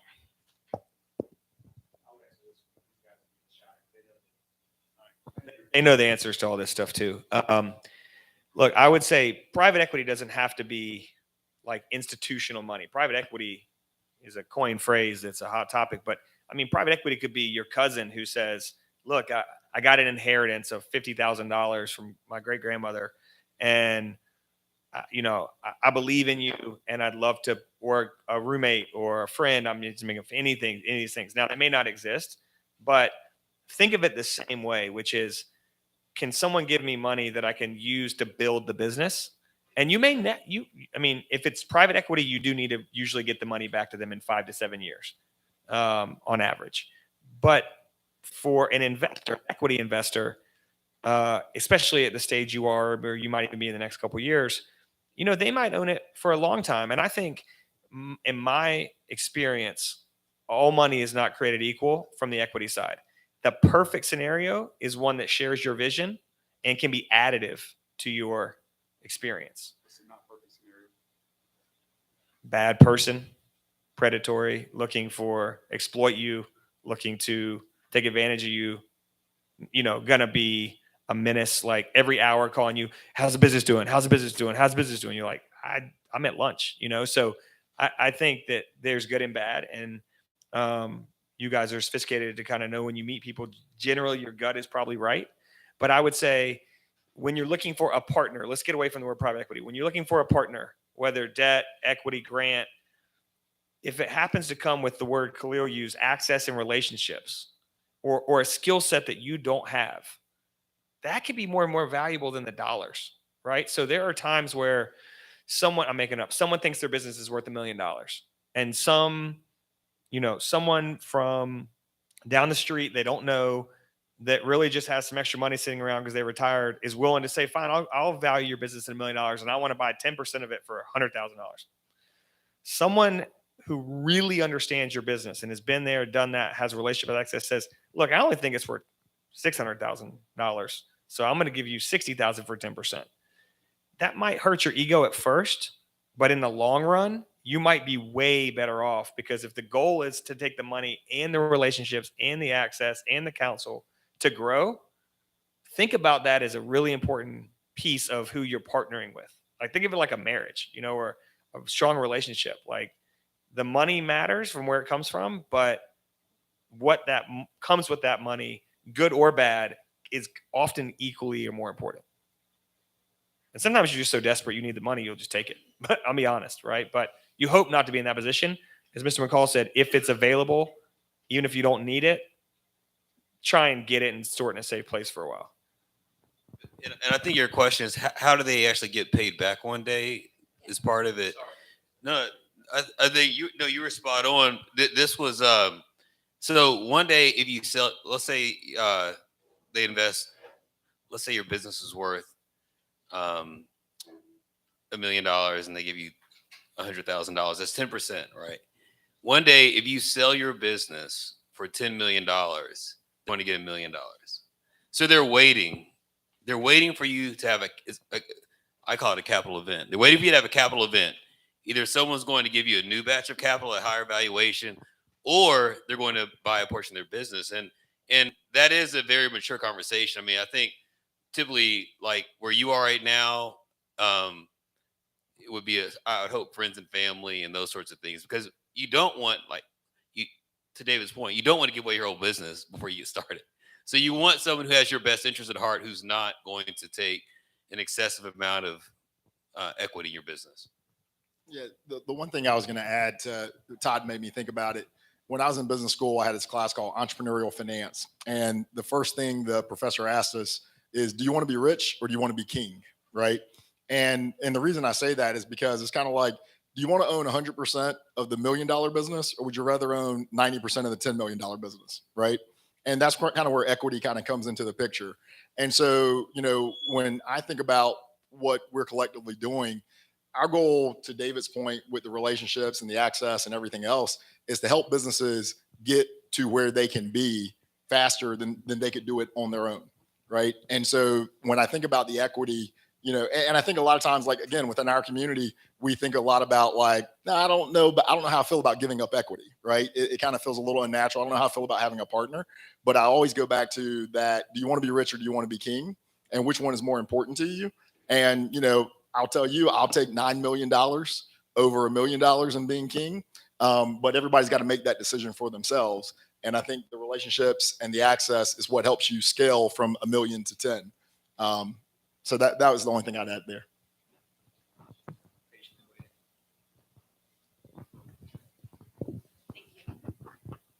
Good evening. My name is Lindsay, and I don't own a business, but I work in the schools, so I'm all about teaching and learning. So I wanted to seize this opportunity for any of you to think about when you were in these seats and the position that you were in your journey, and tell us either about your first big no when you were looking for funding and what you learned from that, or your first big yes and what you did to secure that.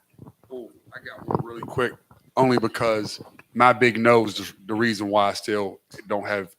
I think it's when we really 2008, when the last big recession happened, everybody, like, as soon as you said, "Can I?" No.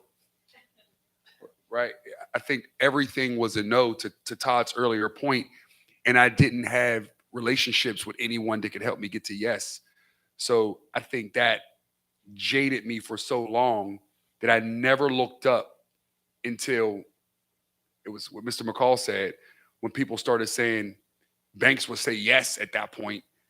And then I think it was too late. I didn't need money. Right. So I think that big no, which is the reason why I'm so invested in this, that big no 100% jaded me in thinking about capital in our business.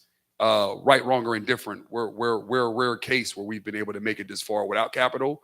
But I think if I was to do the journey again, right, I would have probably looked up in some other times and probably made things a little easier on us along the way.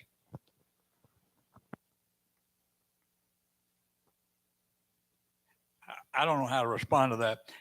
I had a lot of no's. I tried a hostile tender offer one time, tried to buy the CNS Bank and got turned down and drawn and quartered in the press and beaten all to pieces. And 2 years later, I came back and bought. They had merged with somebody to run away from me, and they got into trouble. I came back 2 years later and bought them for less money, both banks for less money than I with the first one. So I had good luck on that on my first no. So no, I don't. I've had a lot of no's. I never accept them. I think is the thing that I never did. No just meant let's start over. So that would be my record. Well, I always looked at it no as that's your lost opportunity. I mean, because I'm going to keep going.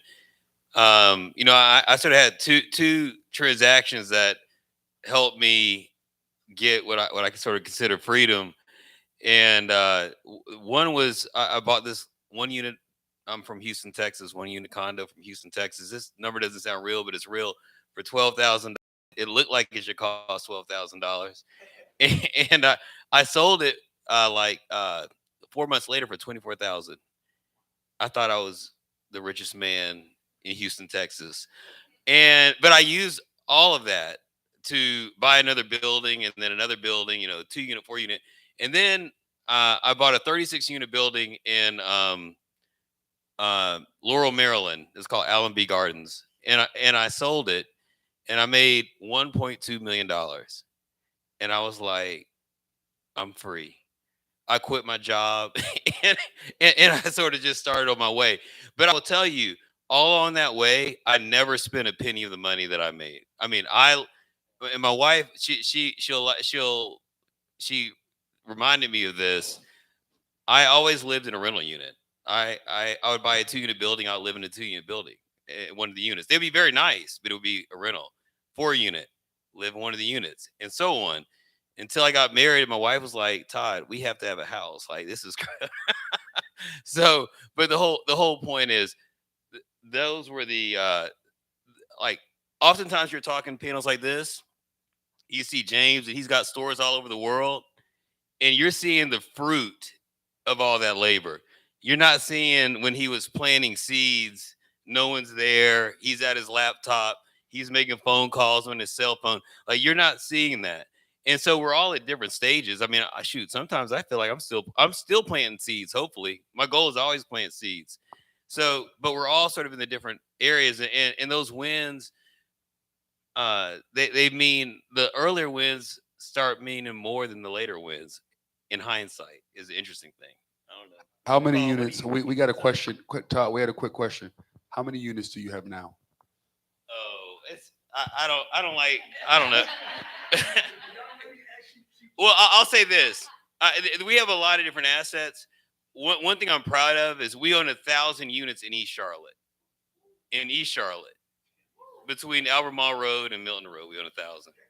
So I like that. And the thing is, when we bought them, they were assets that were either under capitalized, people weren't investing in them, or they were undermanaged. People just didn't respect the residents, in my opinion. And when we first moved to Charlotte, we bought a community. It's called Woodfield Gardens. It's still there. And I'm not saying do this. I'm just telling you what I did. Right? So I lived in a unit with my wife who was like, this is ridiculous. And we managed it, and we turned it around and got it going. And we bought the one across the street and the one down the street. And then we moved into a real house, and we have like a normal life now. But the whole point is, I knew when we saw those units, one thing about an entrepreneur, when you see something, you're not seeing it as it is now. You're seeing it as how it can be. So when I would see those communities, I was never looking at it like, look at this, it's dirty. Water. No, I was like, oh, I'm going to make this great. Oh, this is going to be a great place for people to live, including me. And so what I'm proud about, our communities are called NOAH, Naturally Occurring Affordable Housing. People who work regular jobs live there, who are not college educated and master's degrees. They're hardworking people. And we give them great places to live at a reasonable rate. And these aren't subsidized. This is just market rate housing. Anyway, so we have assets all over, but I'm very proud of that East Charlotte portfolio. I think I ought to tell one story. People think people like me born rich and were always rich. When I came to Charlotte, I went to work for $12.50 a day. I want you to think about it. It took me 8 days to make $100. So that was how I started. And while we were making that kind of money, my wife was pregnant. We were renting a place to live, and I was saving $55 a month. It's amazing. So it's a climb. Life is a climb, and you got to keep climbing. So I think before I retired, I was making $30,000 a day, but I'm pretty sure I was. That's good. Everybody's doing the math. 30 times 365.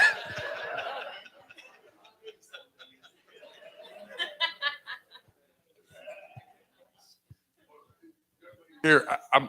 See, you thought I forgot you. Hi, my name is Callie Dean. I am not self-employed, but I am grateful to be here. But I'm also here with a nonprofit organization, and I would like your thoughts and advice on um, how do you get fundraising or get sponsorship for nonprofit organizations? Does the Charlotte Impact Investors look into those areas as well? Because it's only so much fundraising you can do for a nonprofit to get things going off the ground, and you do have expenditures, off the gate to get things rolling and to get things going to be successful. So does the Charlotte Impact Investor Group look at nonprofit organizations for sponsorships? Because there's only so much fundraising that you can do.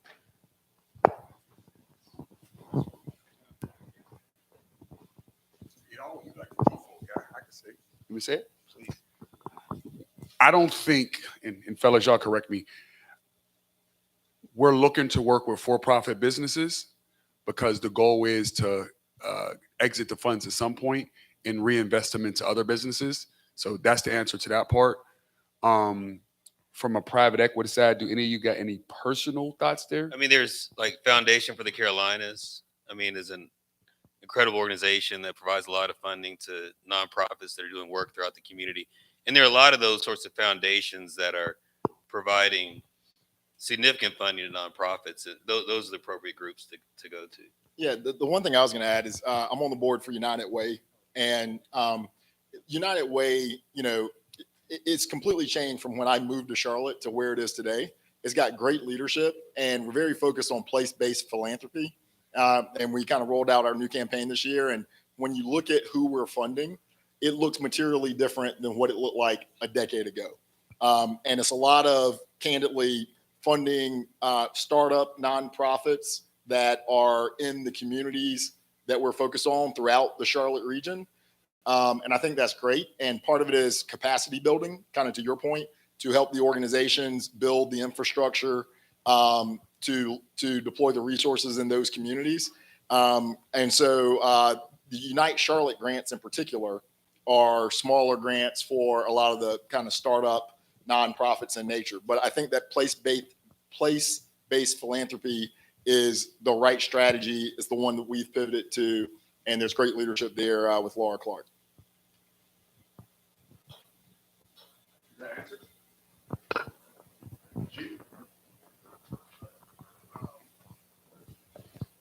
Hello.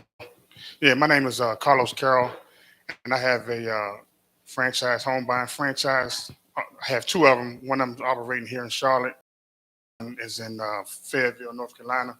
And so my question is, well, one of the things I have been trying to do since I've been in the real estate investing is get away from hard money. And so I was wondering, is CLP Impact, do you guys help with real estate investors, get away from using hard money? Yeah.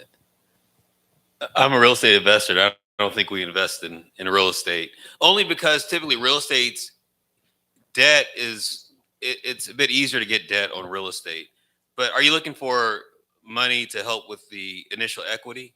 Is that what you're looking for? Yeah, acquisitions, rehab, and long-term rentals, things like that.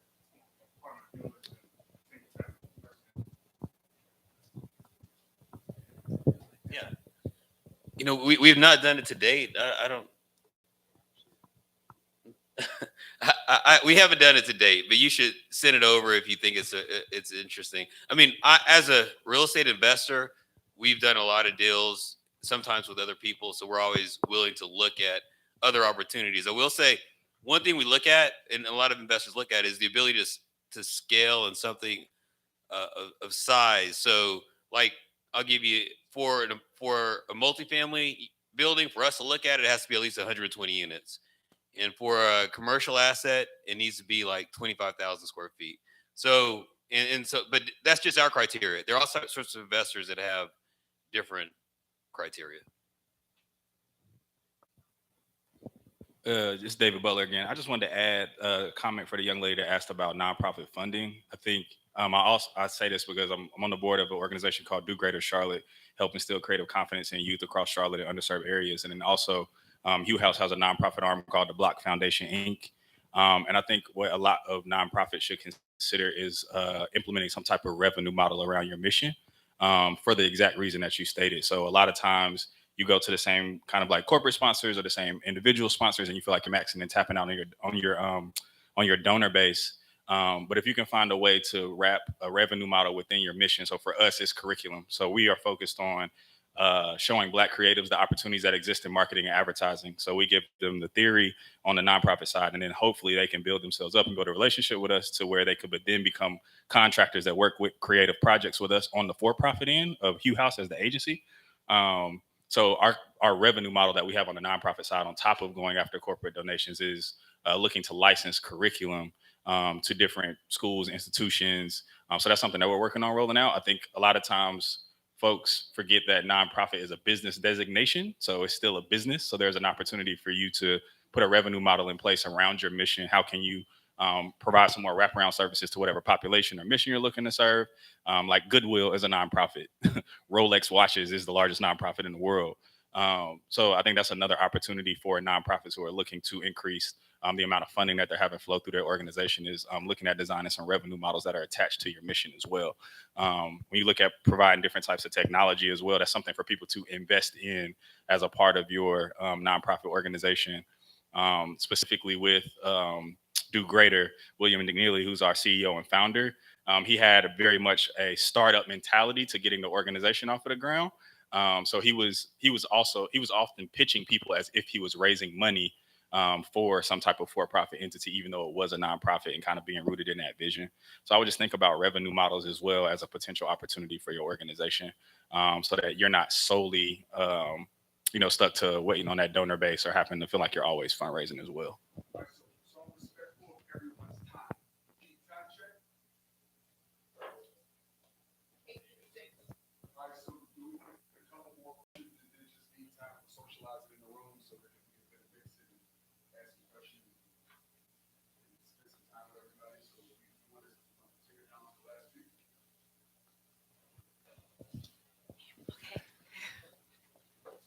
Hi, y'all. I'm Alexis. I'm a stylist, but I also have a company that basically helps different creatives be able to create authentically and give them network and stuff like that.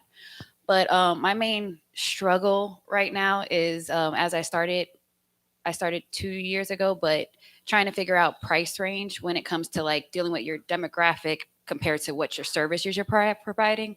So it's just me trying to like, when you're talking to different businesses and they're asking questions on what their services should be priced at, which criteria do you usually like tell them to stick with, their services or where they live at? Can I clarify? Are you talking about your stylist business or the creative piece? Or does it matter? It really doesn't matter. Well, I'll tell you what we did at my eye doctor is just one example, right? So we have these eye care practices all over the country, and using the same kind of example I used on a 2,000 square foot house, right? So if you are, let's say, a stylist, if you're a stylist in LA, right? The booth time, the rent, like, is super expensive just to operate. So you have to charge enough to where you can make a living. And I mean, there's the cost of living in LA, right? You have to charge enough that you can have a profit and have a wage. versus that same stylist who is in Charlotte is going to be at a very different level than, say, the same stylist is in Shelby, North Carolina. And so what we did at My Eye Doctor is every time we enter a new market, we would price shop. We would call every eye care practice in town and say, how much does it cost to get an eye exam? How much is a pair of Ray-Bans? And we would then say, okay, well, we know the barbells on the high and the low. And then where do we want to be? You know, to Todd's point, if people want you, they're going to pay for you. So if you know your competitors are charging, I'm just making this up, for your stylist work, if they're charging somewhere between $40 and $80 and you think you are the best, maybe you can charge 70, 80 or 90. But the minute you charge 150, it might be tough. But I think in my experience, I would competitive shop what you view as your peers. Sorry, I just wanted to clarify. Sure. Like, so I'm a fashion stylist. And Oh, sorry. I just wanted to make sure I clarify. But No, yeah.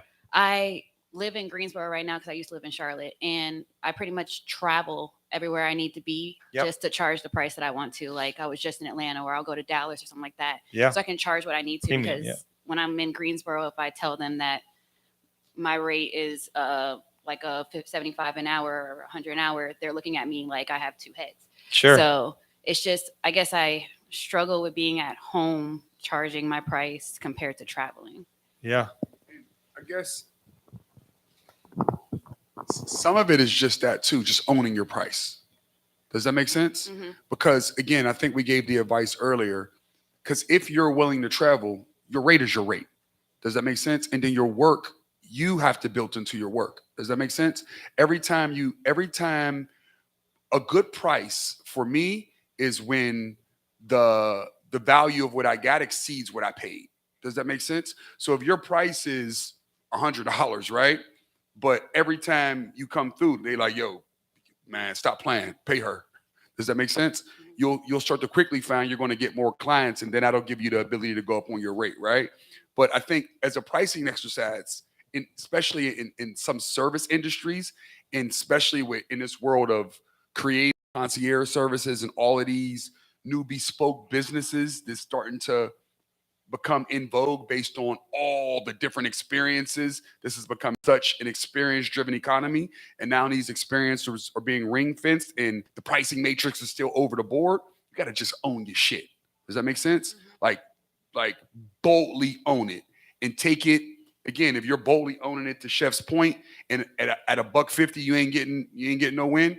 You might know in 100, if you're getting a lot more movement, then it might be 100 until you show people you worth 200. Does that make sense? But some of it is just like, yo, Dave, show your work, right? He gets his first client. His first client may introduce him to a second. Khalil, same, like show your work, right? We refer work out to Khalil that we didn't do internally. I got a call back saying like he murdered it. So he's not going to have an issue getting work at that price or higher because he murdered the last opportunity. Does that make sense? All right, we got 2 more up front, and we got anything online, and then we'll call it. Hi, everybody. My name is Maya Reynolds. First off, shout out to the Morehouse alum because I went to Spelman. But my question is, do you believe that you need multiple business ventures to sit in the chair that you guys are in? Because from what it seems like, you guys are all invested in other companies, but like, what did you know was your golden star to get you a seat at where you at right now? Like, this is the right business idea to get me where I want to go.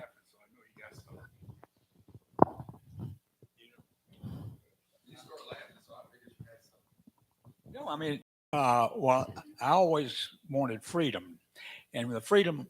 So, truthfully, I always say I wanted power, and the power I wanted was you not having power over me. I wanted the absence of anybody having power over me.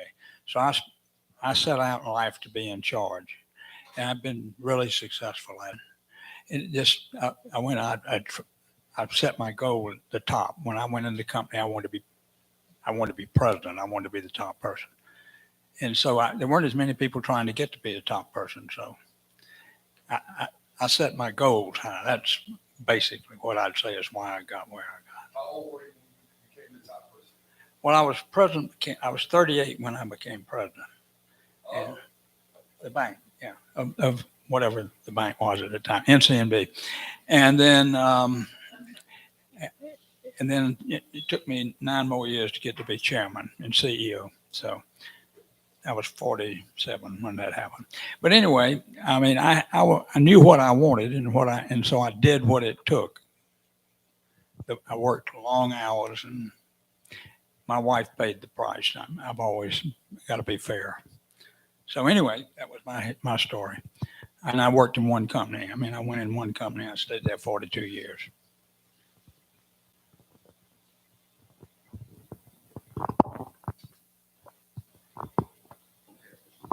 All right, it's on. All right, thank you. Clearly, none of us know how to work a mic. Maybe James does, but he's used to talking more than us. I would add to that, and I'd say that's a unique story. And if you too can be the most powerful CEO in the United States, you should do it. But if that's not you, which is hard to accomplish, but you could do it probably as a Spelman alum, I think it's okay to guess and test. Like in my experience, like anything in life, you need to live with it, try it. I had breakfast with a friend this morning and he wants to do entrepreneurial stuff. And I said, my advice to him was set a time limit and a budget. And don't get married to it emotionally because it's a business decision if it's a business. And so if you're willing to say, okay, I have $20,000 to my name, I'm willing to take 10 of it and plow it into this idea that I've been dreaming about and thinking about and talking about. And I'm going to give it 12 months. And if in 13 months you're broke and no customers hadn't caught on, doesn't mean you should quit. Like there's a lot of great stories of people that just persevere through and keep trying and keep trying and trying. But at some point you have to know when to cut bait. And that's equally important as an entrepreneur is to fail fast. And hopefully no one in this room ever fails, but we all failed at something. I'm going to fail again. That's okay. But I think ultimately, yes, having your hands in multiple things, if you're lucky and the one or two things that you try go well on the first take, God bless you. But having your hands in multiple pots can be useful. It can also be a distraction, right? And so I think ultimately you got to know where you are in your life and what your risk tolerance is and how much money and how much time and how much relationship you're willing to put at risk. I was going to go where David kind of finished. My biggest concern from an investor perspective is you're distracted by too many things going on, right? So like if you've grown 3 businesses to be very successful, that's one thing, right? But if you're in the early stages, trying to have 3 different businesses day one, and then trying to go find people that want to invest, like the investor wants you to be focused on growing where they are investing. And so if you're like, well, I've got this, but I got these 2 other things over here and I'm splitting my time between the 3, that's tough if you haven't built scale in one of them. I think if you're talking about over time, you've had success with one, you build others, or you're testing out all 3 on, but I think when you start looking for investors, being distracted is something people get concerned about really quickly. A good example of that is how the world reacted with Elon Musk about Twitter. Think about he'd had an opposite effect on other businesses he ran, but the world didn't like when he bought Twitter and Tesla paid the price for it, right? And the minute that he started to divest his attention from Twitter, the world started to treat Tesla a bit different again. Does that make sense? That's a live example that we all seen in the last year. Does that make sense? All right, one more question, and then we got any online, or is this the last one? This is it. And again, everybody feel free, I'm sorry, to stay around, say hello, meet, greet. If you got questions, the website is, goodness, I should know this. COT Impact Investors. Throw it in Google, and then you'll see a picture of the chef smiling. You know you got it. Go for it. Hello, my name is Reba. So my question is, what are the specific things you guys look for as investors from folks like us in the room? Like you spoke about the ROI, our P&L, the cash flow statement, all those things. What are things you're looking for to say, hey, we're going to invest in you either through debt or equity? I'll go first, and then somebody else can go last because I think in sitting in a room with everybody, I think the couple times we've done it and talked to investors, I think it's been the passion, the one that jumped out to me most, and she's not in the room. Khalil, you know I love you. G, you know I love you. I know you in a room somewhere. So it's love. It was Anita though. Anita was so incredibly poised. And it wasn't, it just is how she expressed her business. And she wasn't rehearsed. She just knew her business, was passionate about her business, can speak to her business and the ins and outs in a way that all the entrepreneur and us immediately connected with her. So we all made a decision without talking to each other. So by the time we were talking amongst each other, I think everybody said the same thing. Well, Anita's a yes. And everybody just kind of like laughed, like, yeah, she's definitely a yes, if that makes sense. And I think for me, those were the things I see myself in Anita. And I think Anita was the person, I mean, it also helped that she had fucking gangbuster business, right?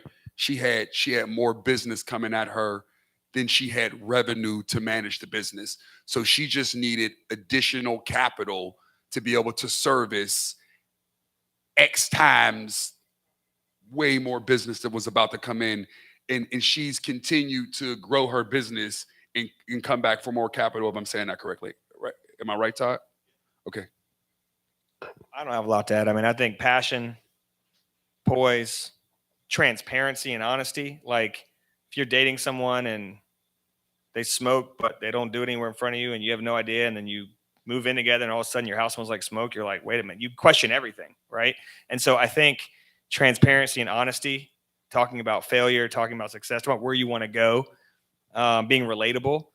And I think also knowing what you want from someone like us, right? Like I think each of the people that we have partnered with, like Khalil said it straight up, I don't need your money. I just want your access and your relationships and your counsel and your mentorship. Like that's great, right?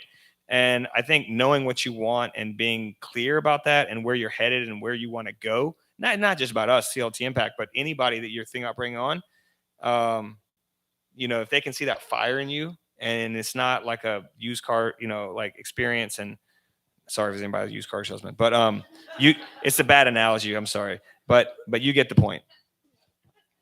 No, I think David hit on it earlier. Relationships matter. Like this is a partnership, and you know we're trying to use our resources, our networks to help any way that we can. So we got to make sure that we feel comfortable with the person across the table, and that they're going to be good stewards of those relationships and those introductions whenever they're made. And then I think others have talked earlier about about the numbers. I mean, look, for all of us, there's nothing financially in this for anybody sitting up here. What's in this for us is helping grow businesses, create jobs, and create wealth in this community. And so we want to make thoughtful decisions. It's a nonprofit, but it's all about helping build this community, the jobs, and the wealth. So we want to make good decisions. And so the numbers do matter. And I'll jump in without say again, the community piece just doesn't start with us. Like y'all got to look within each other. Like the young lady that's the stylist, talk to Dave. Dave was on the other side of another business in the same role he is in today, left an agency to build an agency, had to learn how to price an agency, and still does whatever he needs to do to get pricing. I'm sure Dave knows Khalil, right? And everybody's a phone call away. And this, if like I say it all the time, we are not competition. We are a community. You got a question, ask the question. I'm answering. I'm open book. Competing against nobody. This is an ecosystem and we all empower one another. That's the thing that y'all have to understand. Does that make sense? I don't want to follow that. Well, I think we're good. And with that, let's socialize.